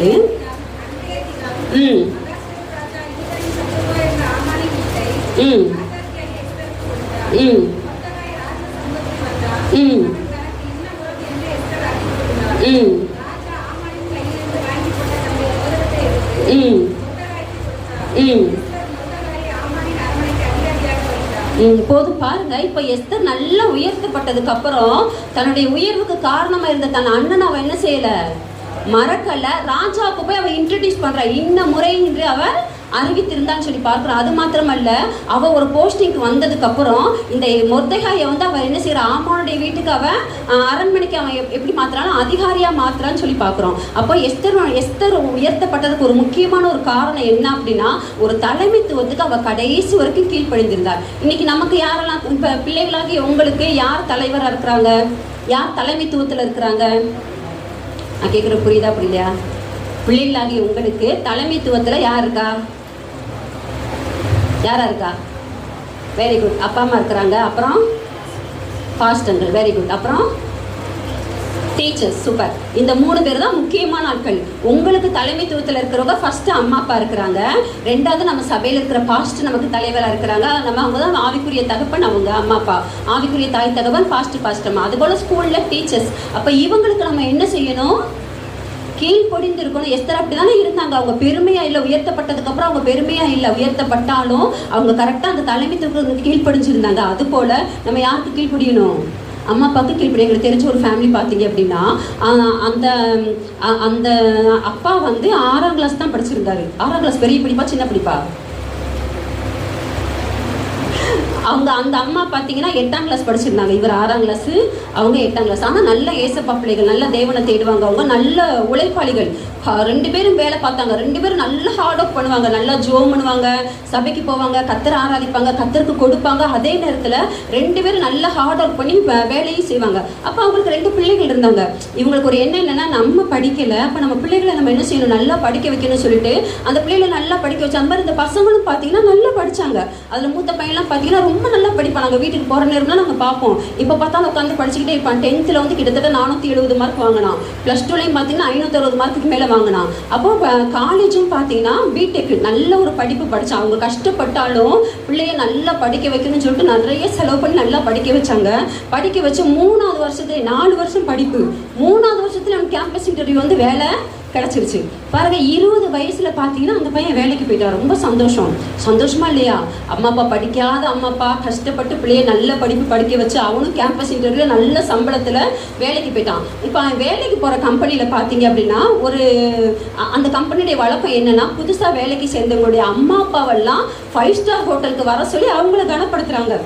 ஒரு ஐடி கம்பெனி, சில கம்பெனிஸ்ல அந்த மாதிரி காரியங்களாம் செய்வாங்க. அது மாதிரி பார்த்தீங்கன்னா இந்த பையன்கிட்ட ஒரு இன்விடேஷன், அவங்க வீட்டுக்கு இன்விடேஷன் வருது. அவங்க அம்மா அப்பாவை கம்பெனிலேருந்து இன்வைட் பண்ணியிருக்கிறாங்க. எங்கன்னா ஒரு 5 ஸ்டார் ஹோட்டல். எத்தனை பேர் 5 ஸ்டார் ஹோட்டல் போயிருக்கீங்க? நம்ம ஜாஸ்தி போனதில்லை. அதெல்லாம் பார்த்தீங்கன்னா ரொம்ப லக்ஸூரியஸாக இருக்கும். அப்போ அந்த ஹோட்டலுக்கு வர சொல்லி அவங்கள கனப்படுத்துறதுக்காக வர சொல்லியிருக்கிறாங்க. அப்போ இந்த பையன் சொல்கிறான், அங்கே வர்றவங்கலாம் வந்து என் ஃப்ரெண்ட்ஸ் எல்லாம் என் கூட வேலை பார்க்குறவங்களாம் நல்லா படித்தவங்க, அவங்க பேரண்ட்ஸ்லாம் பார்த்தீங்கன்னா ரொம்ப டீசெண்டாக நல்லா இருப்பாங்க. நீங்கள் இந்த மாதிரி சேலையெல்லாம் கட்டிட்டு வரக்கூடாது, வெளியே வரக்கூடாது. இந்த மாதிரி சேலையெல்லாம் மாடர்னாக வரணும், நல்ல சுடிதார் போட்டு வரணும், டீசெண்டாக நடந்துக்கணும். பையன் வந்து அம்மா அப்பாவை சொல்கிறான், அவங்க படித்தது சாதாரண ஒரு ஸ்கூலிங், ஆனால் அவங்களுடைய தியாகம் தான் இன்னைக்கு பையனை எப்படி ஆக்கியிருக்குது, அவ்வளோ பெரிய இடத்துக்கு கொண்டு போயிருக்குது. ஆனால் இன்னைக்கு பையன் என்ன சொல்கிறான், கம்பெனியில் பாராட்டுறதுக்கு கூப்பிட்றாங்க அம்மா அப்பாவை. ஆனால் பையன் என்ன சொல்கிறான், நீங்கள் வரும்போது ரொம்ப டீசெண்டாக ட்ரெஸ் பண்ணிட்டு வரணும், சும்மா அங்கே வந்து சலச்சலன்னு பேசிட்டலாம். பாருங்கள், இது மதிக்கிறதா அவமதிக்கிறதா? இப்படி செய்யலாமா? ஆனால் எஸ்தர் பாருங்க, எவ்வளோ உயர்த்தப்பட்டாலும் தான் உயர்வுக்கு காரணமாக இருந்த அண்ணனுடைய சொற்பேடி கேட்டு இருந்ததுனால தான் ஏசப்பா எஸ்தர் என்ன செஞ்சாங்க, ஆசீர்வாதத்தை உயர்த்தினாங்க. இன்னைக்கு ஆண்டவர் உங்களுக்கு கொடுத்த வார்த்தை, பூமியில் உயர்ந்த ஸ்தானங்களில் ஏறி இருக்கும்படி பள்ளின்னு வச்சுக்கோங்களேன். இப்போது நம்ம தேசத்தில் நிறைய தீமைகள் நடக்குது. என்னென்ன தீமைகள்லாம் நடக்குது சொல்லுங்களேன், உங்களுக்கு என்னென்ன தீமைகள், நம்ம தேசத்தில் என்னென்ன தீமைகள்லாம் நடக்குது? என்னென்ன தீமைகள் நடக்குது? என்ன தீமைகள் நடக்குது? அதான் இருக்கலே பெரிய தீமை. பாருங்க, நம்ம இன்னைக்கு சின்ன பிள்ளைகள் கூட போதைப் பொருள் பயன்படுத்துறாங்க. ஆமாவா இல்லையா? சின்ன பிள்ளைகளை கூலி கேள்விப்பட்டிருப்பீங்கல்ல, தெரியாத மாதிரி உட்காந்துருக்கீங்க, உங்களுக்கு எல்லாம் தெரியும்னு எனக்கும் தெரியும். பாருங்க, ஸ்கூல்ல படிக்கிற பிள்ளைகள் கூட இன்னைக்கு போதைப் பொருட்கள் பயன்படுத்துறாங்க, நிறைய தவறான காரியங்கள் செய்து கொண்டு இருக்கிறாங்க. நமக்கு இதெல்லாம் பார்க்கும்போது, அது மாதிரி மொபைல்ல பார்த்தீங்கன்னா தேவையில்லாத காரியங்கள், நிறைய ஆபாச படங்கள், தேவையில்லாத காரியங்கள் வருது. சிறு பிள்ளைகள் கூட இன்னைக்கு அதை பார்க்கறத நம்ம பார்க்குறோம். இதெல்லாம் பார்க்கும்போது நம்ம என்ன செய்ய முடியும்? நம்ம இதுக்காக வேதனைப்படுறோம், அதையும் மீறி நம்ம என்ன செய்யறோம், ஜெபம் பண்றோம், ஆண்டவரே இதெல்லாம் வந்து தடை செய்யணும். ஆனா நம்ம இது ஏதாவது செய்ய முடியுமா? நம்ம ஏதாவது போதைப் பொருளை தடுக்க முடியுமா? ஏதாவது செய்ய முடியுமா? செய்ய முடியாது. ஆனால் இந்த பூமியில் உயர்ந்த ஸ்தானத்தில் கர்த்தர் உங்களை கொண்டு வந்துட்டாருன்னு வச்சுக்கோங்க. இப்போ சிஎம் விஜய் வந்து ஒரு காரியம் சொல்லியிருக்கிறாரு. என்ன சொல்லியிருக்காருன்னா, 3 மாதத்துல தமிழ்நாட்டில் போதைப் பொருட்களை என்ன செய்யணுமா, முற்றிலுமா ஒழிக்கணும் அப்படின்னு சொல்லி. எத்தனை பேருக்கு தெரியும் அவர் சொன்ன ஸ்டேட்மெண்ட்? எத்தனை பேருக்கு தெரியும்? பாருங்க, நமக்கு நம்மள எதிர்பார்ப்பல எப்படா நம்ம அக்கௌண்ட்ல 2500 ரூபாய் வரும், எப்போ நமக்கு ஒரு சிலிண்டர் ஃப்ரீ சிலிண்டர் கிடைக்கும், எப்போ தமிழ்நாடு பூரா ஃப்ரீ பஸ், இப்படி தான் நம்ம யோசிக்கிறோம். ஆனால் அவங்க சொன்ன முதல்தே என்ன தெரியுமா, 3 மாதத்தில் தமிழ்நாட்டில் போதைப் பொருட்களை முற்றிலுமா அழிக்கணும், அதற்காக நாங்கள் தீவிரமாக முயற்சி செய்கிறோம். பாருங்க, அப்போ ஒரு அதிகாரி, ஒரு தமிழ்நாட்டு முதலமைச்சர் நினைச்சா எந்த காரியத்தையும் செய்ய முடியும். நம்மளால முடியுமா? அது முடியாது. இப்போ நீங்க உங்க ஒவ்வொருத்தரையும் கர்த்தர் வந்து ஒரு பெரிய பெரிய ஸ்தானத்தில் ஆண்டவர் கொண்டு போய் உட்கார வச்சா நீங்க என்ன செய்ய முடியும்? ஆபாச வலைத்தளங்களை தடை பண்ண முடியும், போதைப் பொருட்களை ஒழிக்க முடியும், பிள்ளைகள் கடத்தப்படுறதெல்லாம் தடை பண்ண நல்ல நல்ல காரியங்களை செய்ய முடியுமா? முடியாதா? கண்டிப்பா செய்ய முடியும். தேசத்துக்கு நம்ம ஒரு ஆசீர்வாதமா இருக்க முடியும். அதைத்தான் இன்னைக்கு ஆண்டவர் உங்களுக்கு வாக்கு கொடுத்துருக்கு. அப்ப இப்படி எல்லாம் எத்தனை பேர் இப்ப சொல்லுங்க, எத்தனை பேர் நான் வந்து ஒரு பெரிய பூமியின் உயர்ந்த ஸ்தானத்துல, இப்போ அதுதான் உங்களுக்கு புரியறதுக்காக தான் நான் விஜய் சொன்னேன். அந்த மாதிரி ஒரு பெரிய ஒரு அதிகாரியா, ஒரு பெரிய ஒரு டெசிஷன் மேக்கிங், அதாவது ஒரு டெசிஷன் அத்தாரிட்டி, அது என்ன சொல்றது, ஒரு முக்கியமான தீர்மானங்கள் எடுக்கக்கூடிய ஒரு இடத்துல நான் வந்து போய் உட்காரணும் எத்தனை பேர் விரும்புறீங்க? பெரியவங்க தான் கை தூக்குறாங்க, சின்ன பிள்ளைங்க விருப்பமே இல்லையா? Very good, super. பாருங்க, அப்படிலாம் இருக்கோம்னா இன்னைக்கு தெய்வம் நமக்கு ஆலோசனை கொடுத்தா. முதல் ஆலோசனை என்ன? நம்ம அதிகமா தெய்வ சமூகத்துல சண்டே ஆனாலே எங்கதான் இருக்கணும்? சர்ச்சில் இருக்கணும். சர்ச்சில் இருக்க சின்ன சின்ன வேலைகள் செய்கிறது, சின்ன சின்ன காரியங்கள் செய்கிறது, எல்லா ஆராதனையிலையும் அட்டன் பண்ணுறது, இதெல்லாம் நம்ம செய்யணும். ரெண்டாவது, தானியேலை போல ஒரு தீர்மானம் எடுக்கணும். என்ன? தேவையில்லாமல் நான் மொபைல் ஃபோன் என்ன செய்ய மாட்டேன், யூஸ் பண்ண மாட்டேன் அப்படின்னு சொல்லி ஒரு தீர்மானம் எடுக்கணும். அடுத்தது, சின்ன சின்ன ஜெப குழுக்களாக சேர்ந்து நீங்கள் ஜெபிக்கணும். அது போல் நீங்கள் உண்மையாக இருக்கணும். அன்னைக்கு பாடத்தை அன்னைக்கே முடிச்சிடணும். அந்த மாதிரி நீங்கள் உண்மையாக இருக்கணும். அது மாதிரி நம்ம யோசிப்பை குறித்து பார்த்தோம். சூழ்நிலைகள் நம்ம விரும்பினபடி இல்லாட்டா கூட நம்ம ஒழுங்காக ஜெபம் பண்ணி ஏசப்பாவோடு கூட இருந்தோம்னா கர்த்தர் யோசேப்போடு இருந்து யோசேப்பை அதிபதியா உயர்த்தினது போல உங்களையும் உயர்த்துவாரு. அது போல எஸ்தர் வந்து எப்படி மொர்தெகாயினுடைய பேச்சுக்கு அவர் கீழ்ப்படிஞ்சிருந்தாரோ அது போல உங்க அம்மா அப்பாவுக்கு, பாஸ்டர்மாக்கு, டீச்சர்ஸ்க்கு, இவங்களுக்கெல்லாம் நம்ம கீழ்ப்படிஞ்சு இருந்து இவங்களாம் நம்ம கனப்படுத்தணும் அப்படின்னா இவங்களை உயர்த்தினது போல ஏசப்பா யாரையும் உயர்த்துவாரு, உங்களையும் கட்டாயமா உயர்த்துவார். அப்ப நீங்க தேசத்துக்கு மிகுந்த ஒரு ஆசீர்வாதமா இருக்க முடியும். நன்மையான காரியங்கள், நிறைய காரியங்களை உங்களால செய்ய முடியும். இப்ப சொல்லுங்க, எத்தனை பேருக்கு அப்படி உயர்த்த சாந்தத்துல உயர்த்தப்படணும்? அப்போ நம்ம இன்னைக்கு ஜெபிக்க போகிற சொன்ன ஆலோசனைப்படி நீங்க வாழ்ந்தீங்க அப்படின்னா கர்த்தர் கட்டாயம் நம்மளை ஆசீர்வதிப்பாரு. இப்போ பிள்ளைகளுக்கு ஓகே, பேரண்ட்ஸ்க்கு ஒரு சின்ன ஒரு கவுன்சிலிங் மாத்திரம். இன்னைக்கு கர்த்தர் நம்மளை நம்பி ஆண்டவர் நம்ம கரத்துல பிள்ளைகளை கர்த்தர் கொடுத்துருக்கிறாரு. ஸோ பேரண்ட்ஸ்க்கு ஒரு சின்ன கவுன்சிலிங் மட்டும் நான் சொல்ல விரும்புறேன். நமக்கு என்ன தேவை? ஒரு 2 வாரத்துக்கு முன்னாடி எனக்கு சமையல் பண்ணிட்டு இருப்பது திடீர்னு உள்ளத்துல ஒரு எண்ணம், ஆண்டவரே எனக்கு என்ன தேவை? வித்தியாசமா இருக்கா கேட்கறதுக்கு? எனக்கு என்ன தேவைன்ற எனக்கு தெரியுமா தெரியாதா? இப்போ உங்ககிட்ட உங்களுக்கு என்ன தேவைன்னு சொன்னா நீங்க சொல்லுவீங்களா, சொல்ல மாட்டீங்களா? எனக்கு இதெல்லாம் இப்போ நம்ம கேட்டா மெயினா எதாவது சொல்லுவோம், ஐயோ பிள்ளைங்க ஸ்கூல் போறாங்க, ஸ்கூல் ஃபீஸ் கட்டணும், யூனிஃபார்ம் வாங்கணும், ஸ்கூல் பேக் வாங்கணும், இந்த மாதிரி நமக்கு நிறைய கமிட்மெண்ட்ஸ் இருக்குது, இருக்கா இல்லையா? அது மாதிரி எனக்கும் நிறைய கமிட்மெண்ட்ஸ் இருக்கு, நிறைய தேவை இருக்கு. ஆனா எனக்குள்ள ஒரு கொஸ்டின், ஆண்டவரே எனக்கு இப்போ என்ன தேவை? அது எனக்கு ஒரு மாதிரி திரும்ப திரும்ப அந்த வார்த்தை எனக்கு மனசுல வந்துகிட்டே இருக்கு. என் தேவை என்னங்கிறது எனக்கு தெரியல ஆண்டவரே, நீங்க சொல்லுங்க இப்போ எனக்கு என்ன தேவை அப்படின்னு சொல்லி இதையே இந்த வார்த்தையவே நான் பாத்தீங்கன்னா யோசிச்சுக்கிட்டே நான் சமையல் பண்ணிட்டே இருந்தேன். அப்போ திடீர்னு எனக்கு இருதயத்துல ஒரே ஒரு வார்த்தை மாத்திரம் வந்துச்சு. நீதிமொழிகள் 2ஆம் அதிகாரம் 7ஆம் வசனம் வாசிப்போம். நீதிமொழிகள் 2:7.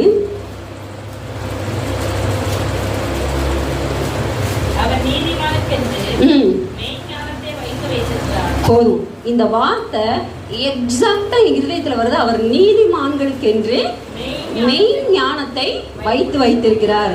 அடுத்த செகண்ட் எனக்கு புரிஞ்சு இப்ப எனக்கு தேவை என்னது? அது என்ன ஞானம்? மெய் ஞானம். பணமோ நம்ம நினைக்கிறோம் இப்போ என் கையில் ஒரு 1 லட்ச ரூபா இருந்துச்சுன்னா இப்போ இருக்கிற எல்லா செட்டில்மெண்ட்டையும் முடிச்சுட்டு அப்பா நிம்மதியாக இருக்கலாம் அப்படி நம்ம நினைக்கிறோம். ஆனால் நம்மளுடைய தேவை அது இல்லை. தேவன் சொல்றாரு, உனக்கு இப்போ என்ன தேவை அப்படின்னா அவர் யாருக்குன்று அதை வச்சிருக்கிறாராம்? நீதிமான்கள்லாம் யாரு? நம்ம தான் நீதிமான்கள். இயேசுவின் ரத்தத்தால கழுவப்பட்ட நம்ம தான் நீதிமான்கள். ஆண்டவர் நீதிமான்களுக்கு என்று மெய் ஞானத்தை வைத்திருக்கிறார். நம்ம எல்லாத்துக்கும் ஒரு வசனம் நல்லா தெரியும். என்ன வசனம்? உங்களில் ஒருவன் ஞானத்தில் குறையிலவனா இருந்தால்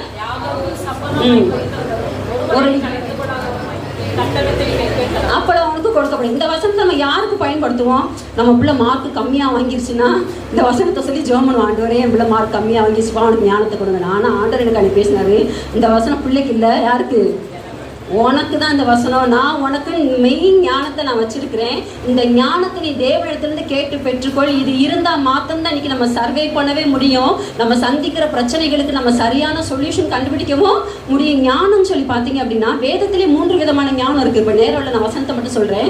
1 கொரிந்தியர் 2ஆம் அதிகாரம் 5ஆம் வசனம் 13ஆம் வசனத்துல பார்த்தீங்கன்னா மனுஷ ஞானம்னு போடப்பட்டிருக்கும். அப்போ ஞானத்திலே பார்த்தீங்கன்னா மனுஷ ஞானம் இருக்கு. சிலர் பார்த்துருக்கலாம், இயற்கையாகவே பார்த்தீங்கன்னா சிலருக்குள்ள சில ஞானம் இருக்கும்.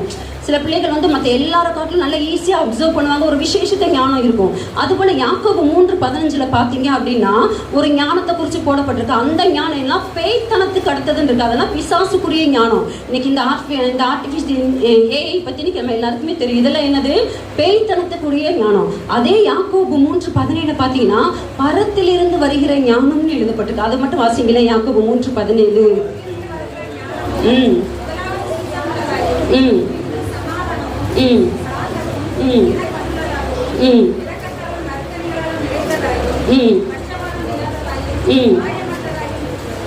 இந்த ஞானம் தான் இன்னைக்கு நமக்கு வேணும். பரத்திலிருந்து வருகிற ஞானம், இதுதான் மெய் ஞானம்.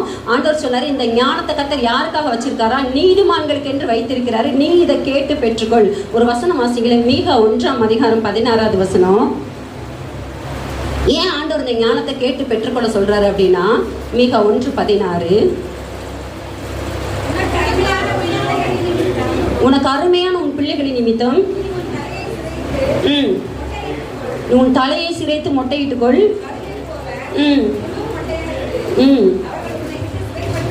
அவர்கள் உன்னை விட்டு சிறைப்பட்டு போகிறார்கள். இந்த வசனத்தை எனக்கு ஆண்டவர் ஒரு தடவை கொடுத்தாரு. எனக்கு இதோட அர்த்தம் எனக்கு புரியல. ஆண்டவர் எதுக்காக இந்த வசனத்தை கொடுத்தாச்சு? அப்போ இந்த 3 நாள் அந்த வசனத்துக்காக நான் ஜெபம் பண்ணி, ஆண்டவரே இந்த வார்த்தை எதுக்காக எனக்கு கொடுத்தீங்க? ஏன்னா பிள்ளைகள்னு வருது. உனக்கு அருமையான உன் பிள்ளைகளின் நிமித்தம் நீ எப்படி இருக்கணுமா?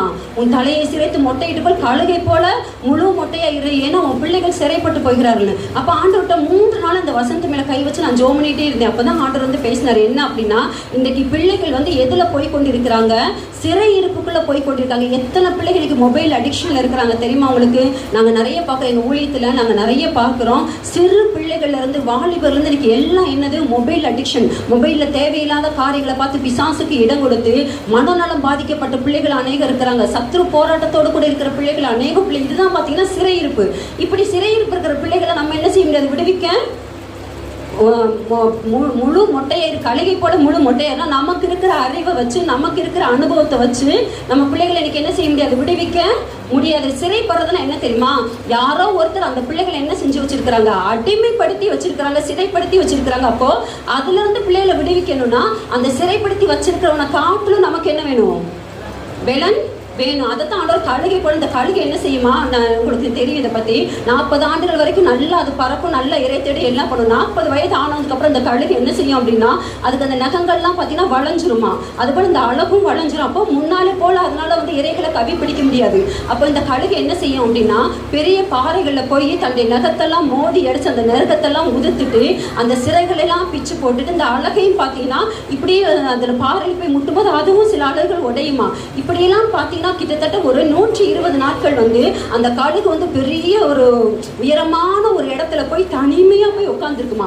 நான் யூடியூப்ல போய் போட்டு பார்த்தேன் நான் அந்த கழுகு எப்படி இருக்கணும். அந்த கழுகுனே நம்ம என்ன செய்ய முடியாது, சொல்ல முடியாது. அந்த மாதிரி இருக்குது. அப்படி உட்கார்ந்து இருக்கும்போது பார்த்தீங்கன்னா அதுக்கு புதிய சிறகுகள் முளைக்க ஆரம்பிக்கும். அதுக்கப்புறம் பார்த்தீங்கன்னா அது பழைய பெலனோட கூட அது பறந்து வரும் சொல்லி அதைத்தான் ஆண்டவர் வந்து சொன்னாரு. கழுகை போல முழு மொட்டையா இருந்தா உனக்கு இருக்கிற அனுபவம், உனக்கு இருக்கிற அறிவு, உனக்கு இருக்கிற திறமை எல்லாத்தையும் என்ன செஞ்சிடணும்? என்ன செஞ்சிடணும்? விட்டுறணும். விட்டுட்டு தேவ சமூகத்தில் போய் காத்திருந்தோம் அப்படின்னா தேவனிடத்துல இருந்து நமக்கு ஒரு வெளிப்பாடு வரும். அதுதான் கர்த்தர் நீதிமான்களுக்கு என்று மெயின் ஞானத்தை. அந்த ஞானத்தின்படி நீ செயல்பட்டா மாத்திரம்தான் அடிமைத்தனத்துல சிறையிருப்பில் இருக்கிற பிள்ளைகளை நீ என்ன செய்ய முடியும்? விடுவிக்க முடியும். நம்ம பிரசங்கில பார்க்குறோம், ஒரு பட்டணத்தை சுற்றில ஒரு பெரிய ராஜா கொத்தரம் போட்டிருந்தான். ஆனால் அந்த பட்டணத்தில் இருக்கிற ஒரு ஏழை மனிதன் தன் ஞானத்தினால அவன் என்ன செஞ்சான்? விடுவித்தான் பார்க்கிறோம். அப்போ இன்னைக்கு அடிமைத்தனத்தில் போய் கொண்டிருக்கிற நம்ம பிள்ளைகளை நம்ம விடுவிக்கணும்னா நமக்கு ஒரு விசேஷித்த ஒரு ஞானம் வேணும். அந்த ஞானத்தை நம்ம பேரண்ட்ஸ் ஆகி நம்ம என்ன செய்யணும்? தேவனிடத்துல கேட்டு பெற்றுக்கொள்ளணும். உண்மையிலே எனக்கு ஆண்டவர் சொன்ன எனக்கு ரொம்ப எனக்கு அது ஒரு ஆச்சரியமா இருந்துச்சு. அப்போ இந்த காரியத்துக்காக இன்னைக்கு நம்ம அதிகமாக ஜெபிக்கணும். இந்த ஞானம் நமக்கு இருந்தாதான் நம்மளால நம்ம பிள்ளைகளை என்ன செய்ய முடியும்? ரட்சிப்புக்குள்ள கத்தருக்குள்ள நடத்த முடியும். நம்ம சந்திக்கிற எல்லா பிரச்சனைகளுக்கும் சரியான ஒரு சொல்யூஷன் நமக்கு தெரியணும் அப்படின்னா தேவன் வச்சிருக்க இந்த ஞானத்தை நம்ம கேட்டு பெற்றுக்கொள்ளணும். இது ஆண்டவர் வந்து பேரண்ட்ஸ்க்கு கத்தர் சொல்லும்படியா சொன்னாரு. அதனால பிள்ளைகள் உங்களுக்கு கொடுக்கப்பட்ட ஆலோசனைப்படி நீங்க செயல்படுங்க. அப்போ கத்தர் உங்களை பூமியில் உயர்ந்த இடங்களை ஒரு பெரிய ஸ்தானத்துல கத்தர் உங்களை பெரிய ஆபீசரா ஒரு பெரிய அமைச்சர்களா தேவன் உங்களை உயர்த்துவாரு. அதுபோல பேரண்ட்ஸும் கூட தேவனிடத்த இந்த ஞானத்தை நம்ம கேட்டு பெற்றுக்கொண்டோம் அப்படின்னா நமக்கு அது மிகுந்த ஒரு ஆசீர்வாதமா இருக்கும். கத்தர் தான் இந்த வார்த்தைகளை ஆசீர்வதிப்பாராக.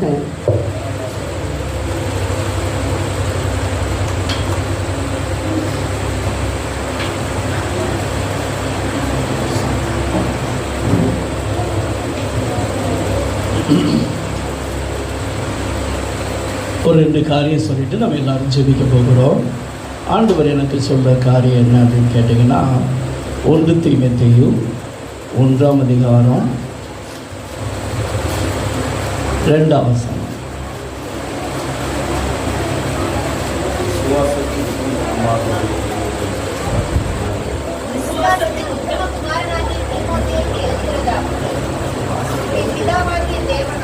நம்முடைய பிதாவாகிய தேவனாலும் நம்முடைய கர்த்தராகிய கிறிஸ்து இயேசுவினாலும் கிருபையும் இரக்கமும் சமாதானம் உண்டாவதாக. அல்லேலூயா. இந்த கடைசி நாட்களில் பெற்றோராகிய நம்ம பிள்ளைகளுக்காக ஜெபிக்க வேண்டிய ஜெபம் என்ன அப்படின்னு கேட்டிங்கன்னா, பிள்ளைகளுக்கு கிருபை இரக்கம் சமாதானம் உண்டாக ஜெபிக்கணும். அல்லேலூயா.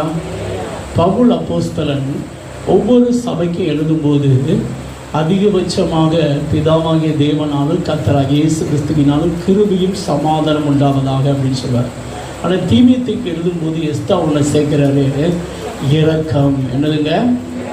கிருபை என்பது வேற, இரக்கம் என்பது வேற, சமாதானம் என்பது வேற. ஆனால் இப்போ இருக்கிற ஜெனரேஷனுக்கு என்ன இல்லை அப்படின்னு கேட்டிங்கன்னா, கிருபையும் இல்லை, இரக்கமும் இல்லை, சமாதானமும் இல்லை. உங்கள் பிள்ளைகளுடைய தலையில் நீங்கள் கையை வச்சு நீங்கள் டெய்லி ஜெபிக்க வேண்டிய ஜெபம் என்ன தெரியுமா? கிருபை என்றால் இந்த பவர் அப்படின்னு அர்த்தம். கிருபை என்னதுங்க? பவர். என்ன பவர்? எதை செய்யணுமோ அதை செய்யக்கூடிய பவர், எதை செய்யக்கூடாதோ அதை செய்யாமல் இருக்கக்கூடிய பவர். அல்லேலூயா. இப்போ உள்ள தலைமுறைக்கு எதை செய்யணுமோ அதை செய்யக்கூடிய வல்லமையெல்லாம் கிடையவே கிடையாது. தெரியுதா? எதை செய்யக்கூடாதோ அதை செய்யாமல் இருக்கிறதுக்கும் வல்லமை, பவர் கிடையாது. தெரியுதா? ஃபஸ்ட்டு இந்த சின்ன பிள்ளைங்க மாதிரி படிக்கும்போது நீ என்ன ஆகுற அப்படின்னு கேட்டால், இன்ஜினியர் ஆகணும், அதுவாகணும், இதுவாகணும்னு 5th ஸ்டாண்டர்ட்லாம் சொல்கிறாங்க. ஆனால் ஒரு 10th ஸ்டாண்டர்ட் வந்தோடனே நீங்கள் கேட்டு பாருங்களேன், பாஸ் ஆன பிறகு என்ன செய்வோம்? பார்த்துக்கிறோம் அப்படிம்பாங்க. 12th ஆகிட்டா என்ன எய்முங்கிறதே அவங்களுக்கு கிடையாது. இப்போ உள்ள ஜெனரேஷனே பார்த்தீங்கன்னா எல்லாம் நோக்கமற்றதாக ஏனோதானோன்னு என்ன செய்து வாழ்ந்து கொண்டு இருக்கிறது. அப்படிப்பட்ட ஒரு காலத்துக்குள்ளே நம்ம இப்போ என்ன செஞ்சுக்கிட்டு இருக்கோம்? வாழ்ந்து கொண்டு இருக்கிறோம். சத்ரு அந்த அளவுக்கு இந்த செல்ஃபோனை கொடுத்து மனிதனுக்கு சுய புத்தியே, அவனுக்குள்ள இருக்கிற திறமையெல்லாம் அழிச்சிருந்தாங்க. என்ன பண்ணியிருந்தாங்க? அழிச்சிருந்தாங்க. அவனால் ஒரு சின்ன இப்போ உள்ள சின்ன பிள்ளைகிட்ட போய் அந்த தெருவு எங்கே இருக்குதுன்னு கேட்டால் தெரிய மாட்டேங்குது. ஒரு ஊரில் தான் வாழ்கிறாங்க, எங்கே இருக்காங்கன்னு கேட்டால் என்ன செய்ய மாட்டேங்குது. பக்கத்து வீட்டுக்காரங்க பிள்ளைகளுடைய பேரை கேட்டால் கூட இப்போ நிறைய பேருக்கு என்ன செய்கிறது இல்லை, தெரியாது. தெரியுமா உங்களுக்கு? இப்போ உள்ள ஜெனரேஷன். நான் முன்னாடி உள்ளவங்க நல்லா தெரியும். ஆனால் இப்போ உள்ளவங்களுக்கு எதுவுமே கேட்க பார்க்க தான் இதாக இருக்காங்க. அதனால் நம்ம பிள்ளைகளுக்கு என்ன வேணும்? கிருபை வேணும். 2வது கர்த்தர் என்ன செய்யணும்? இரக்கம் பாராட்டணும். என்ன பாராட்டணுங்க? இரக்கம் பாராட்டணும். ஆண்டவர் சொல்லுகிறார் மோசேயை பார்த்து, நான் எவன் மேல் இரக்கமாக இருக்க சித்தமாக இருக்கிறேனோ அவன் மேல் இரக்கமாக இருப்பேன், எவன் மேல் அவன் மேல் அப்படி இருப்பேன்னு சொல்றாரு. அப்போ ஆண்டவருடைய கரத்திலிருந்து உங்கள் பிள்ளைகளுக்கு என்ன கிடைக்கணும்? இரக்கம் வேணும். 3வது, இப்போ உள்ள ஜெனரேஷனுக்கு சமாதானம் உள்ளத்தில் கிடையவே. என்னைக்கு இந்த பப்ஸி அந்த கேம்ஸ்லாம் விளையாடுறாங்களோ அந்த பிள்ளைகள்லாம் போய் பாருங்களேன், கண்கள்லாம் கோப கணைகளாக என்ன செய்யுது. அவங்கக்கிட்ட நீங்கள் இந்த செல்ஃபோன் மட்டும் வாங்கி பாருங்களேன், பிள்ளைங்க என்ன போட்டப்போ என்ன ஆட்டம் ஆடுறாங்க. நிறைய ஜெனரேஷன் பிள்ளைங்க ஆடுறதை பார்த்து பெற்றோர்கள் செல்ஃபோனை கொடுத்துட்டு என்ன செய்கிறாங்க? ஆகுறாங்களா இல்லையா? எனக்கு பெங்களூரில் ஒரு ஃபேமிலி தெரியும். அந்த பையன் பார்த்தீங்கன்னா செல்ஃபோன் தான் ஃபஸ்ட்டு கொடுத்தது. இன்றைக்கி அது நிமித்தம் பார்த்தீங்கன்னா அவன் ஒரு நிமிஷம் கூட ஒரு இடத்துல அவனால் உட்கார எவ்வளோ வேதனை தெரியுமா? இன்றைக்கி பெற்றோர் அவ்வளவு ரத்த கண்ணீர் விடுறாங்க. அந்த அளவுக்கு இப்பயும் செல்ஃபோன் தான் கொடுக்க வேண்டிய சூழ்நிலை கூட அவங்க தள்ளப்படுறாங்க. ஒரு நிமிஷத்தில் அங்கங்கே ஏறுறான், வீட்டை எல்லாத்தையும் உருட்டுறான். பெற்றோருடைய நிலைமை பரிதாபமாக என்ன செய்து போகுது. இது என்ன சொல்ல வர்றேன்னா, நிறைய பேருடைய உள்ளத்தில் இப்போ என்ன கிடையாது? சமாதானம் கிடையாது. உங்கள் பிள்ளைகள் உள்ளத்தில் என்ன இருக்கணும்? சமாதானம் ரொம்ப ரொம்ப ரொம்ப முக்கியமானது. அதனால் நீங்கள் தலையில் கை வச்சு ஜெபம் பண்ணுங்க. அப்படி ஒரு வேளை உங்கள் பிள்ளைங்க உங்கள் வீட்டில் இல்லை அப்படின்னா விசுவாசத்தில் தலையில் கை வைங்க. என்னது கை வைங்க? விசுவாசத்தில் என்ன செய்யணும்? உங்கள் பிள்ளை உங்கள் முன்னாடி நிற்கிற மாதிரி நினச்சி என்ன செய்யணும்? நான் அதிகபட்சமாக அப்படி தான் ஜெபம் பண்ணுறேன், சரிதானா? தலையில் கையை வச்சு நம்ம என்ன செய்யணும்? ஜெபிச்சிங்க அப்படின்னா அவங்க வாழ்க்கையில் கர்த்தர் வேண்டிய திறமைகளை என்ன செய்வார்? தருவார். கர்த்தர் இரக்கம் பாராட்டுவார். அவங்க உள்ளம் சமாதானமாக இருந்தால் தான் அவங்க அடுத்த ஸ்டெப்புக்கு முன்னேறவே முடியும். அதனால் இது கஜனியுங்கள். அடுத்ததாக ஆண்டவர் சொன்ன காரியம், ஏசாயா எழுதின தீர்க்க தரிசன புஸ்தகம் 44ஆம் அதிகாரம் 28ஆம் வசனம் வாசிங்க பார்க்கலாம். ஏசாயா எழுதின தீர்க்க தரிசன புஸ்தகம். கோரேசை குறித்து, அவன் என் மெய்ப்பன், அவன் எருசலேமை நோக்கி நீ கட்டப்படு என்றும், தேவாலயத்தை நோக்கி நீ அஸ்திபாரப்படும் என்று சொல்லி எனக்கு பிரியமானதெல்லாம் நிறைவேற்றுவான் என்று சொல்லுகிறவர் நான். அல்லேலூயா. இந்த கோரேஸ் என்பவர் ஒரு புறஜாதியம். இந்த கோரேஸ் என்பவர் யாருங்க? நிறைய வேத பண்டிதர் சொல்கிறாங்க எஸ்தருடைய மகனாக தான் இருப்பாங்க அப்படின்னு சொல்கிறாங்க. ஆனால் இது எந்த அளவுக்கு உண்மைன்னு எனக்கு தெரியல, சரிதானா? ஆனால் ஒரு புறஜாதியம். ஆனால் இவனை கர்த்தர் இவன் பிறக்கிறதுக்கு முன்பாகவே பேர் சொல்லி இவன் மேல் ஒரு அபிஷேகத்தை கர்த்தர் வைத்திருந்தார். என்ன வச்சிருந்தாருங்க? அந்த அபிஷேகம் என்ன செஞ்சிச்சு அப்படின்னா தேவனுக்கு சித்தமானதை செய்யும்படியான பலனை அவனுக்கு தந்தது. அல்லேலூயா. நம்மளுக்கும் நம்முடைய பிள்ளைகளுக்கு என்ன தேவைன்னா தேவனுடைய சித்தத்தை செய்யக்கூடிய அபிஷேகத்தை கர்த்தர்ட்ட கேட்கணும். அல்லேலூயா. பரிசுத்தாவின் ஞானஸ்தானம் என்பது வேற, பரிசுத்தாவின் அபிஷேகம் என்பது வேற. சொல்றது புரியுதா? பரிசுத்தாவின் ஞானஸ்தானம் என்பது நீங்கள் அந்நிய பாஷை பேசுவது. பரிசுத்தாவின் அபிஷேகம் என்பது கர்த்தர் டிஃபரண்டா ஒவ்வொரு மனிதனையும் வித்தியாசமா என்ன செய்வார்? அபிஷேகம் பண்ணுவார். அல்லேலூயா. எல்லா மனிதனுக்கும் ஒரு அபிஷேகம் என்ன செய்யப்படாது, கொடுக்கப்படாது. அது ஒவ்வொரு நேரமும் ஒவ்வொரு காரியத்திற்கு கர்த்தர் குறிப்பிட்ட அனாயிட்டிங் என்ன செய்வார்னா தருவார். நீங்க அந்த அபிஷேகத்தை பெற்றுக்கொண்டால் தேவ சித்தத்தை என்ன செய்ய முடியும்? செய்து முடிக்க முடியும். இஸ்ரவேலை குறித்து யாத்திராகமம் 36ஆம் அதிகாரத்தை நீங்க வாசித்து பார்த்தீங்கன்னா மோசேக்கு கர்த்தர் தரிசனம் தருகிறார். ஆனால் மோசேக்கு தேவன் என்ன தரிசனம் தந்தாரோ அந்த தரிசனத்தை இந்த இஸ்ரவேலும் அகோலிபாவும் தேவன் சொன்னபடியே செய்து முடித்தார்கள். அல்லேலூயா. இப்ப தேவன் சொன்னபடி செய்யணும் அப்படின்னா நமக்கு நம்முடைய பிள்ளைகளுக்கு என்ன தேவை தெரியுமா? அபிஷேகம் தேவை. என்ன தேவை சொல்லுங்க பார்க்கலாம். நீங்க இந்த ஆண்டுகிட்ட என்ன செய்யணும்? கேட்கணும். ஆண்டவரே என்னை விசேஷ விதமாக என்ன செய்யுங்க? அபிஷேகம் பண்ணுங்க. இயேசுவை குறித்து வேதம் சொல்லுகிறது அப்போஸ்தலர் 10:38 நசரனாகிய இயேசுவை தேவன் பரிசுத்த ஆவியினாலும் வல்லமையினாலும் என்ன செய்தாராம்? அபிஷேகம் பண்ணினார். அதான் அந்த வேடுதான் ரொம்ப முக்கியம். தேவன் அவரோடு கூட இருந்தபடியினால் அவர் நன்மை செய்கிறவராயும் பிசாசின் பிடியில் அகப்பட்ட யாவரையும் குணமாக்குகிறவராய் என்ன செஞ்சாராம்? சுற்றித் திரிந்தார். இந்த கோரேசுக்கு கொடுக்கப்பட்ட அபிஷேகம் எப்படிப்பட்டது? 45ஆம் அதிகாரம், ஏசாயா 45ஆம் அதிகாரம் 1-4 வரைக்கும் வாசிங்க. அதை வாசித்து நம்ம ஜெபிக்க போகிறோம். கர்த்தராகிய நான் அபிஷேகம் பண்ணின கோரேசுக்கு முன்பாக ஜாதிகளை என்ன செய்வானா? கீழ்ப்படுத்துது. அபிஷேகம் என்ன செய்யுது அப்படின்னா கீழ்ப்படுத்துது. ஜாதிகளை என்ன செய்யுதுங்க? நல்லா கவனிக்கணும். நிறைய பேர் நம்ம பிள்ளைகள் நமக்கு என்ன செய்ய மாட்டேங்க? கீழ்படுகிறாங்களா? நிறைய பேர்ல பிரச்சனைகள் நமக்கு கீழ்படிதான். அபிஷேகம் அதிகாரத்தை கொடுக்கக்கூடியது. அபிஷேகம் எப்படிப்பட்டதுங்க? இயேசுவின் மேல் இருக்கிற அபிஷேகத்தை சாந்தான் கண்டபோது நடுங்கினான். ஏசாயா 61 இயேசுவை குறித்து சொல்லப்பட்டிருக்கு. அவருக்கு எப்படிப்பட்ட அபிஷேகத்தை தேவன் கொடுத்திருக்கிறார். அந்த அபிஷேகம் தான் அநேகரை ரிலீஸ் பண்ணி பிதாவின் சித்தத்தை இயேசுவால் என்ன செய்ய முடிஞ்சு செய்ய. இப்ப நமக்கு தேவை என்னதுங்க? அபிஷேகம். அல்லேலூயா. பரிசுத்தாவின் ஞானஸ்தானம் என்பது வேற, பரிசுத்தாவின் அபிஷேகம் என்பது நீங்க ஆண்டவரை கேட்டு பெற்றுக்கணும். தளபதிக்குன்னு ஒரு அபிஷேகத்தை கர்த்தர் வைத்திருப்பார். போலீஸ்காரனுக்கு ஒரு அபிஷேகம் தனியாக வச்சிருப்பார். அந்த டிஃபரெண்ட் அனாயிட்டிங்கை நம்ம புரிஞ்சுக்கணும். அல்லேலூயா. இப்போ எனக்கு கர்த்தர் கொடுக்குற அபிஷேகம் வேற, உங்க பாஸ்டருக்கு கர்த்தர் கொடுக்குற அபிஷேகம் வேற, உங்களுக்கு கர்த்தர் கொடுக்குற அபிஷேகம் வேற. அந்த அபிஷேகத்தை நாம் புரிந்து கொண்டு அந்த ஸ்தானத்தில் நின்று நம்ம செஞ்சோம்னா பெரிய காரியத்தை கர்த்தருக்காக என்ன செய்ய முடியும்? செய்ய முடியும். அல்லேலூயா. பாருங்க, இந்த கோரேசுக்கு என்ன அபிஷேகம் கொடுத்துருக்க? ஜாதிகளை கீழ்ப்படுத்தி ராஜாக்களை இடைக்கட்டுகளை அவிழ்க்கிறதுக்கும். அப்படின்னா என்ன அர்த்தம்? எந்த ராஜாவையும் ஜெயிக்கக்கூடிய அபிஷேகம். எந்த ராஜாவையும். அன்னைக்கு இருந்தது பாபிலோனிய கலாச்சாரம். பாபிலோனிய ராஜா தான் இந்த உலகத்திலேயே பெரிய சாம்ராஜ்யம். அதுலேயும் நேபுகாத்நேச்சர் தான் மிகப்பெரிய ஆளு. அவனை தோற்கடித்தவன் தான் அந்த கோரேஸ். அல்லேலூயா. இந்த கோரேஸ் மேல இருந்த அபிஷேகம் பாபிலோனிய சாம்ராஜ்யத்தை யாரும் சாதாரண ஜெயிக்க முடியாது. ஏன்னா அவ்வளவு பெரிய கோட்டை சுவர் அவன் கட்டி வச்சிருப்பான். வெண்கல கதவுகள் இருக்கும், இரும்பு தாழ்பாலுக்கு இருக்கும். இதை உடைக்கிறது லேசான காரியம். இன்னைக்கு இருக்கிற பீரங்கியை கொண்டு போனா கூட 4 நாள் 5 நாள் ஆகும். அந்த அளவுக்கு ஸ்ட்ராங்கா கட்டி வச்சிருந்தான். ஆனா இவன் மேல இருந்த அபிஷேகம் என்ன செஞ்சு தெரியுமா? கதவை ஓபன் பண்ணிடுச்சு. என்ன பண்ணுச்சு? உடைச்சிச்சு. அதைத்தான் இங்க ஆவியானவர் எழுதுகிறார். ராஜாக்களை இடைக்கட்டுகளை அவிழ்க்கிறதுக்கும் அவனுக்கு முன்பாக வாசல்கள் பூட்டப்படாது இருக்க. கதவு எப்பயுமே பூட்டிதான் இருக்கும். அந்த கதவு வழியாக தான் போனாதான் அந்த தேசத்தை பிடிக்கவே முடியும். ஆனா கதவு இப்ப எப்படி இருக்குதான்?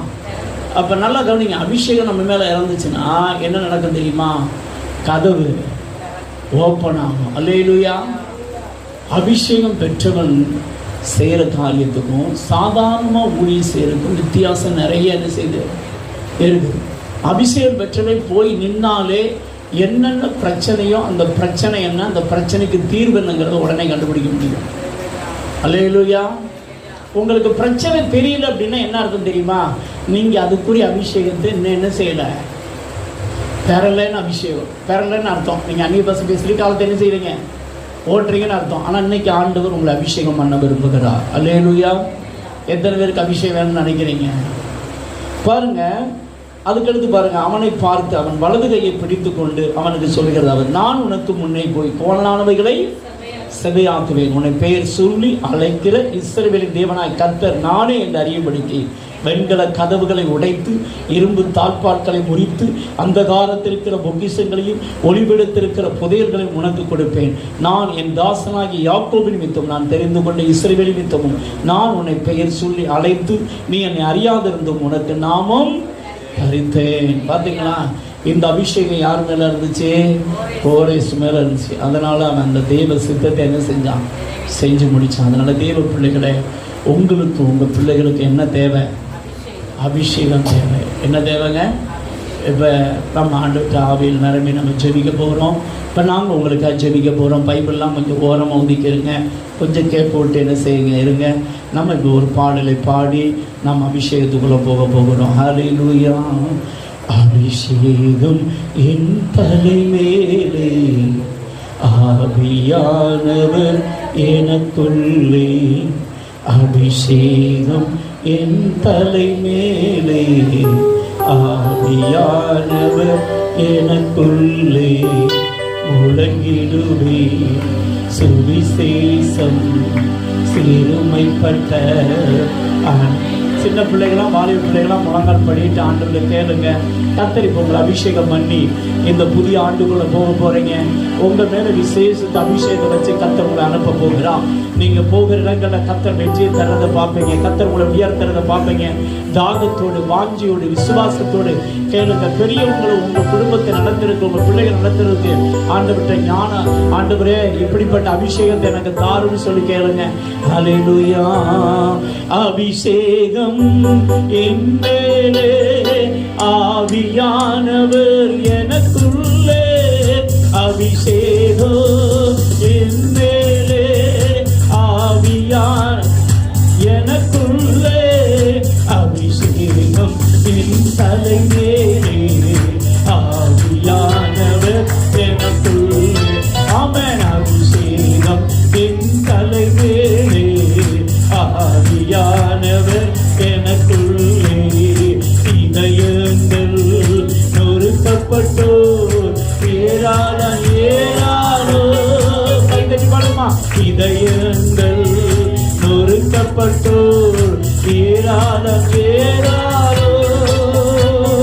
காயம் கட்டுவே கேட்கமென்றோ இயேசுவின் நாமத்தினால்.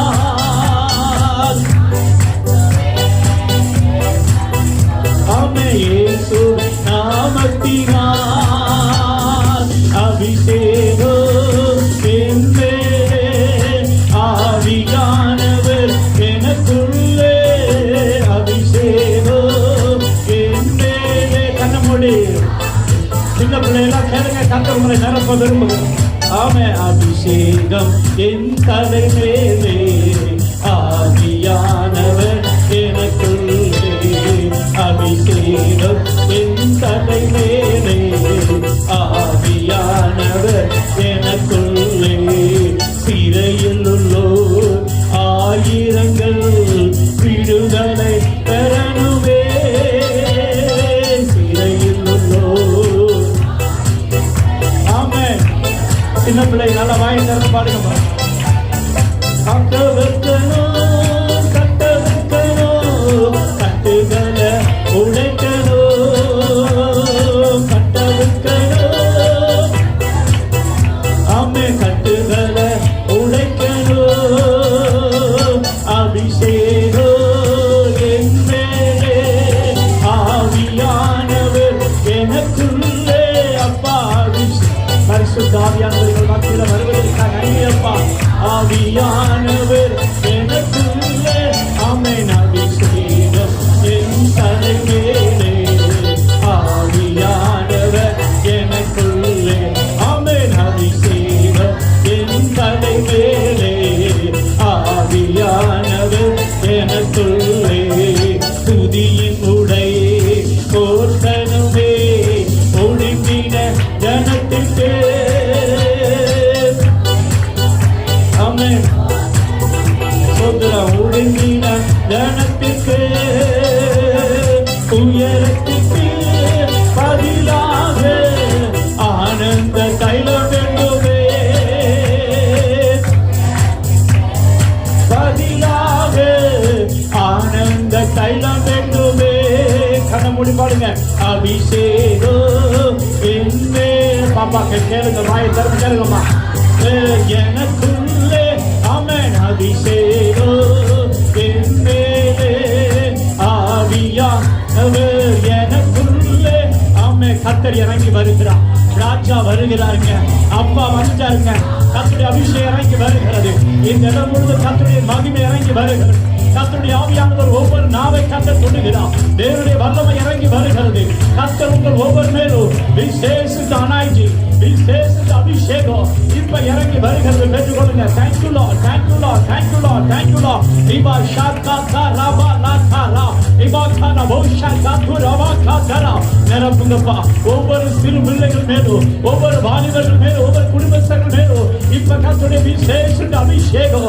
இறங்குவதற்காக உமக்கு நன்றி இபா ஷாக்கா ரபா லாதரா கேட்கிறவன் எவனும் பெற்றுக் கொள்கிறான் கேட்கிறவன் எவனும் பெற்றுக் கொள்கிறான் கர்த்தர் உங்களை விசேஷ விதமா இதுவரைக்கும் இல்லாத அபிஷேகம் இதுவரைக்கும் இல்லாத அபிஷேகம் உன்னை உயர்த்துகிற அபிஷேகம் உன்னை மேன்மைப்படுத்துகிற அபிஷேகம் பெண்கிற கதவுகளை உடைக்கிற அபிஷேகம் இரும்பு காற்பான்களை முடிக்கிற அனாட்சி இறங்கி வருகிறது உங்க வாழ்க்கை இருக்கிற தடைகளை உடைக்கிற அபிஷேகம் பெற்றுக்கொள் பாப்பா அந்த நிரப்புறாரு தம்பி நிரப்புறாரு பெற்றுக்கொள் இவா ஷாக்கா தரா பாஷா தரா புரபாலே கிதுனி பாக்க தரா பலபாக தரா பலபாக தரா பலபா கிதுனி பாஷா தரா புரிதவா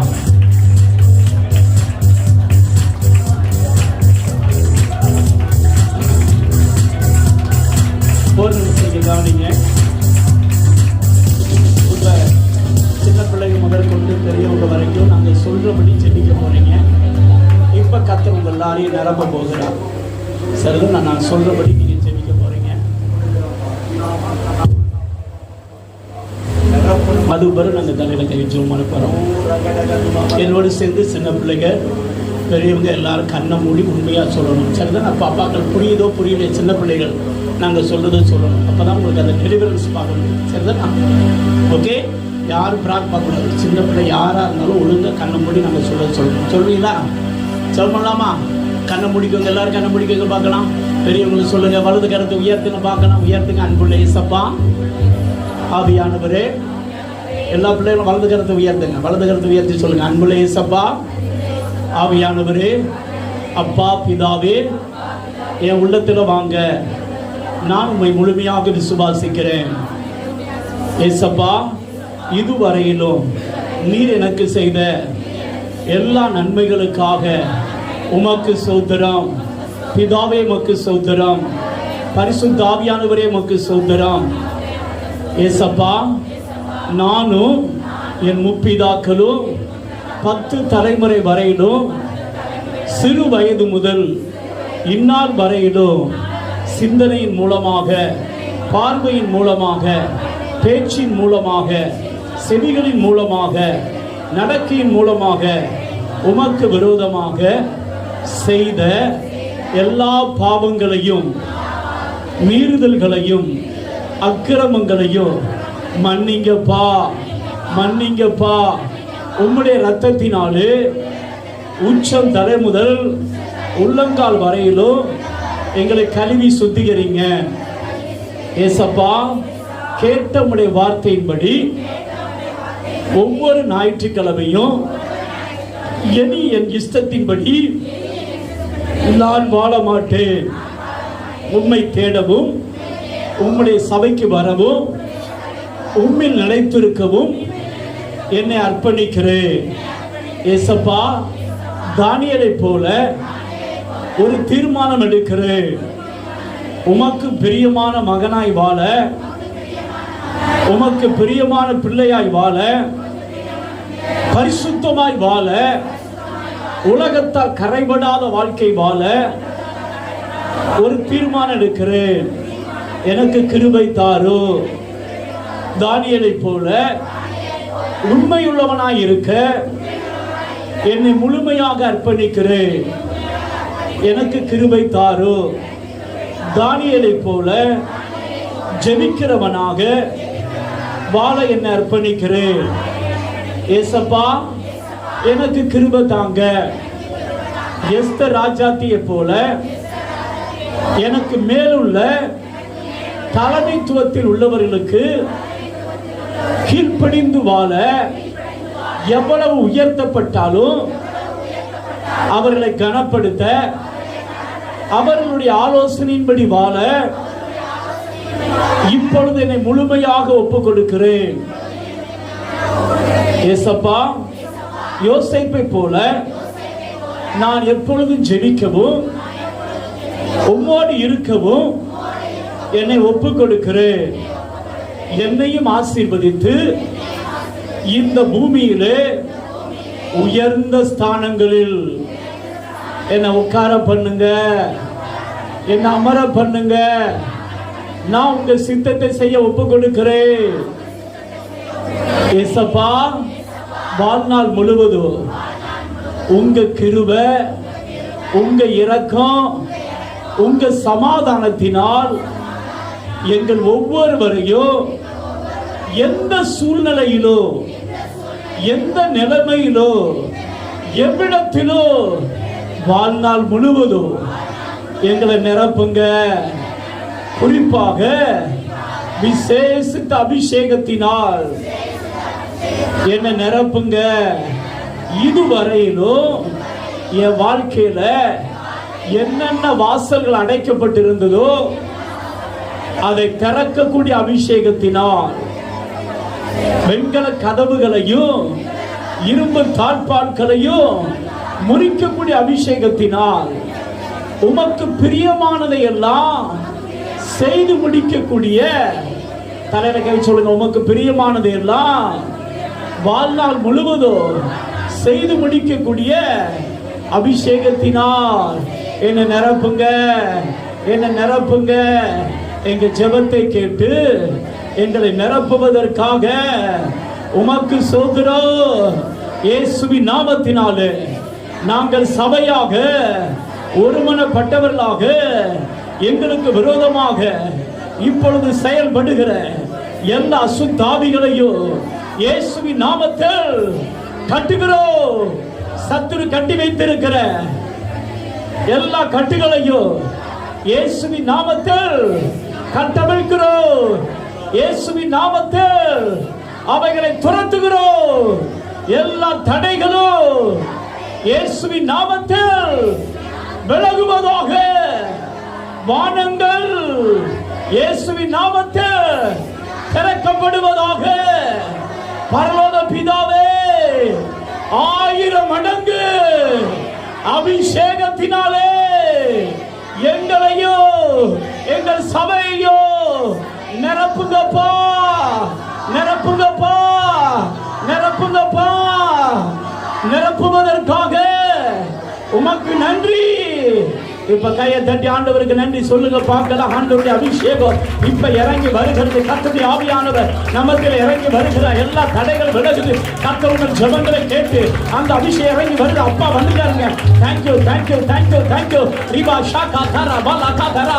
கர்த்தர் தம்முடைய சால்வை போடுகிறார். கர்த்தர் தம்முடைய சால்வை போடுகிறார். விசேஷ அபிஷேகம் உன் மேல வைக்கப்படுது. உன் வாழ்க்கையில் இதுவரைக்கும் இருந்த எண்கல கதவுகள், இரும்பு கால்பாடுகளை கர்த்தர் உடைக்கிறார். வாசல்கள் திறக்கப்படுகிறது. வானங்கள் திறக்கப்படுகிறது.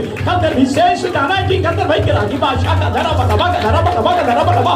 இப்போ கல மோஷந்தர ஒரிடபா எதுக்கு மகதர பாலா மகதர பாலா. இப்போ கல மோஷந்தர ஒரிடபா. ஒவ்வொரு சிறு பிள்ளைகளையும் பெரியோர்களை கர்த்தர் நிரப்புகிறார். விசேஷ அனாயிட்டிங் கிருபை பெருகட்டும், இரக்கம் பெருகட்டும், சமாதானம் பெருகட்டும். Thank you Lord, thank you Lord, thank you Lord, thank you Lord, thank you Lord. நன்றி அப்பா. இந்த பாடலை பாடும்போது நாங்க ஒவ்வொரு பிள்ளைகள் மேல எண்ணெய் வச்சு ஜெபிக்க போறோம். கர்த்தர் உங்களை நிரப்புறதை பார்க்க போறீங்க. ஹalleluya. தமிழ்ல பாடுறோம். அபிஷேகம் என் தலை மேலே, ஆவியானவர் அபிஷேகம் என் தலை மேலே, ஆவியானவர் எனக்குள்ளே முழங்கிடுவே. வருகிறார், ஆவியானவர் இறங்கி வருகிறார். ஒவ்வொருக்குள்ள அந்த அக்கினி இப்பொழுது ஊற்றப்படுகிறது, அக்கினி ஊற்றப்படுகிறது. Thank you lord, thank you lord, thank you lord. பரலோக பிதாவே, இயேசுவின் நாமத்தில் மன்றாடுகிறேன். நீ சொன்ன வார்த்தையின்படி இப்பொழுது ஒவ்வொரு நாளும் பரிசுத்தோட அபிஷேகம் 1000 மடங்கு இறங்கட்டும்பா. 1000 மடங்கு அபிஷேகம் இறங்கட்டும். கீழ்ப்படிக்கிற அபிஷேகம், தேவ சித்தத்தை செய்கிற அபிஷேகம், தேவனுக்கு பிரியமானதை நிறைவேற்றக்கூடிய அபிஷேகம், கர்த்தருடைய பாதுகாப்பின் அபிஷேகம் ஒவ்வொரு மேலும் இறங்குவதாக. Thank you, thank you, thank you, thank you. ஞானத்தின் ஆவினால், மெய் ஞானத்தினால் கர்த்தர் நிரப்புகிறாக. மெய் ஞானத்தினால் ஒவ்வொருவரையும் ஒவ்வொரு சிறு பிள்ளைகளும் பெரியவர்களையும் கர்த்தர் நிரப்புகிறாக. Thank you lord, thank you lord, thank you lord. இவா சகதரமா கர்த்தர் வருகிறார், கர்த்தர் வருகிறார், கர்த்தர் வருகிறார். உன் பக்கத்துல கர்த்தர் வருகிறார் பாரு. கர்த்தருடைய அபிஷேகம் இறங்குது பாரு. கர்த்தருடைய ஆவியானவர் நிரப்புறார் பாரு. இவா சகதரமா சந்தன வருகிறா. இதுடைய பக்கத்துல பலமகதரமா இவங்கள வருவா சந்தன வருகிறா. இதுடைய சந்தன வர பெருக்கத்தின் அபிஷேகம், பெருக்கத்தின் அபிஷேகம், மனமாற்றத்தை உண்டாக்குகிற அபிஷேகம். இவா கலதுரமா சந்தன வருகிறா. அவருடைய சித்தத்தை நிறைவேற்றுகிற அபிஷேகத்தை கர்த்தர் வைக்கிறார். அவருக்கு பிரியமானதை நிறைவேற்ற முடிக்கக்கூடிய அபிஷேகத்தை கர்த்தர் வைக்கிறார். Thank you lord, thank you lord, thank you lord, thank you lord, thank you Lord. தகப்பனே, ஒவ்வொருவரையும் நீர் அமிதமாய் நிரப்பினதுக்காய் சொல்கிறோம். விசேஷமாக மெய் ஞானத்தினால் எங்களை நிரப்புகிறதற்காக உமக்கு சொல்கிறோம். பரத்திலிருந்து வருகிற அந்த ஞானம் இந்த பிள்ளைகள் ஒவ்வொரு மேலும் அமர்வதாக. புதிய ஆண்டுக்குள்ள காலெடுத்து வைக்கிறாங்கப்பா. ஆண்டவரே, பிள்ளைகள் மேல கர்த்தருடைய பாதுகாப்பின் கரம் அமரட்டும். ஸ்கூல்ல நல்ல பிரின்சிபிள்களை தாங்க. தீய பழக்க வழக்கங்களுக்கு, சாத்தானுடைய கண்ணிகளுக்கும், மாம்சீக இச்சை சோதனைகளுக்கும் உமது நாமத்தின் விலை காத்துக் கொள்ளுங்க. இவங்களை குறித்து சாத்தான் வைத்திருக்க சகல திட்டங்களையும் யெகோவா தேவன் நிர்மூலமாக்கி போடுவீராக. தேவனுடைய பரிபூர்ண சித்தம் இந்த ஆண்டு முழுவதும், வாழ்நாள் முழுவதும் இவர்கள் வாழ்க்கை நிறைவேறும்படியா உம்முடைய கிருபையுள்ள கரங்களில் இவர்களை அர்ப்பணித்து ஜெபிக்கிறேனப்பா. ஆண்டவரே, எந்தெந்த காரியத்தெல்லாம் தடுமாறி கொண்டிருக்கிறார்களோ முழுமையான ரட்சிப்பு, முழுமையான விடுதலை, உண்மையான பாதுகாப்பு, ஞானம் பெருகுவதாக, கிருபை பெருகுவதாக, பாதுகாப்பு பெருகுவதாக, சமாதானம் பெருகுவதாக, ஆவியானுடைய வழிநடத்தல் உண்டாவதாக. இவர்கள் இந்த வயது முதற்கொண்டு பரிசுத்தனுடைய சத்தத்தை கேட்கும்படி இவருடைய செவிகள் மனக்கண்களை கத்த திறப்பீராக. நீர் கொடுக்கிற ஆலோசனை கேட்கும்படி என்னுடைய மனக்கண்கள் செவிகள் திறக்கப்படுவதாக. தேவ சித்தத்தை செய்து முடிக்கூடிய ஜெப ஆவியினாலும் விண்ணப்பத்தின் ஆவியினால் நிரப்பி தேவன் தம்முடைய பரிபூர்ண சித்தத்தின்படி இவர்களை நடத்துவீராக. தேவன் அதை செய்வதற்காக உமக்கு சொல்கிறோம். உமக்கே நாங்கள் மகிமை செலுத்துகிறோம். இறுதிய பாஸ்டர் ஜெபம் பண்ணுவோம்.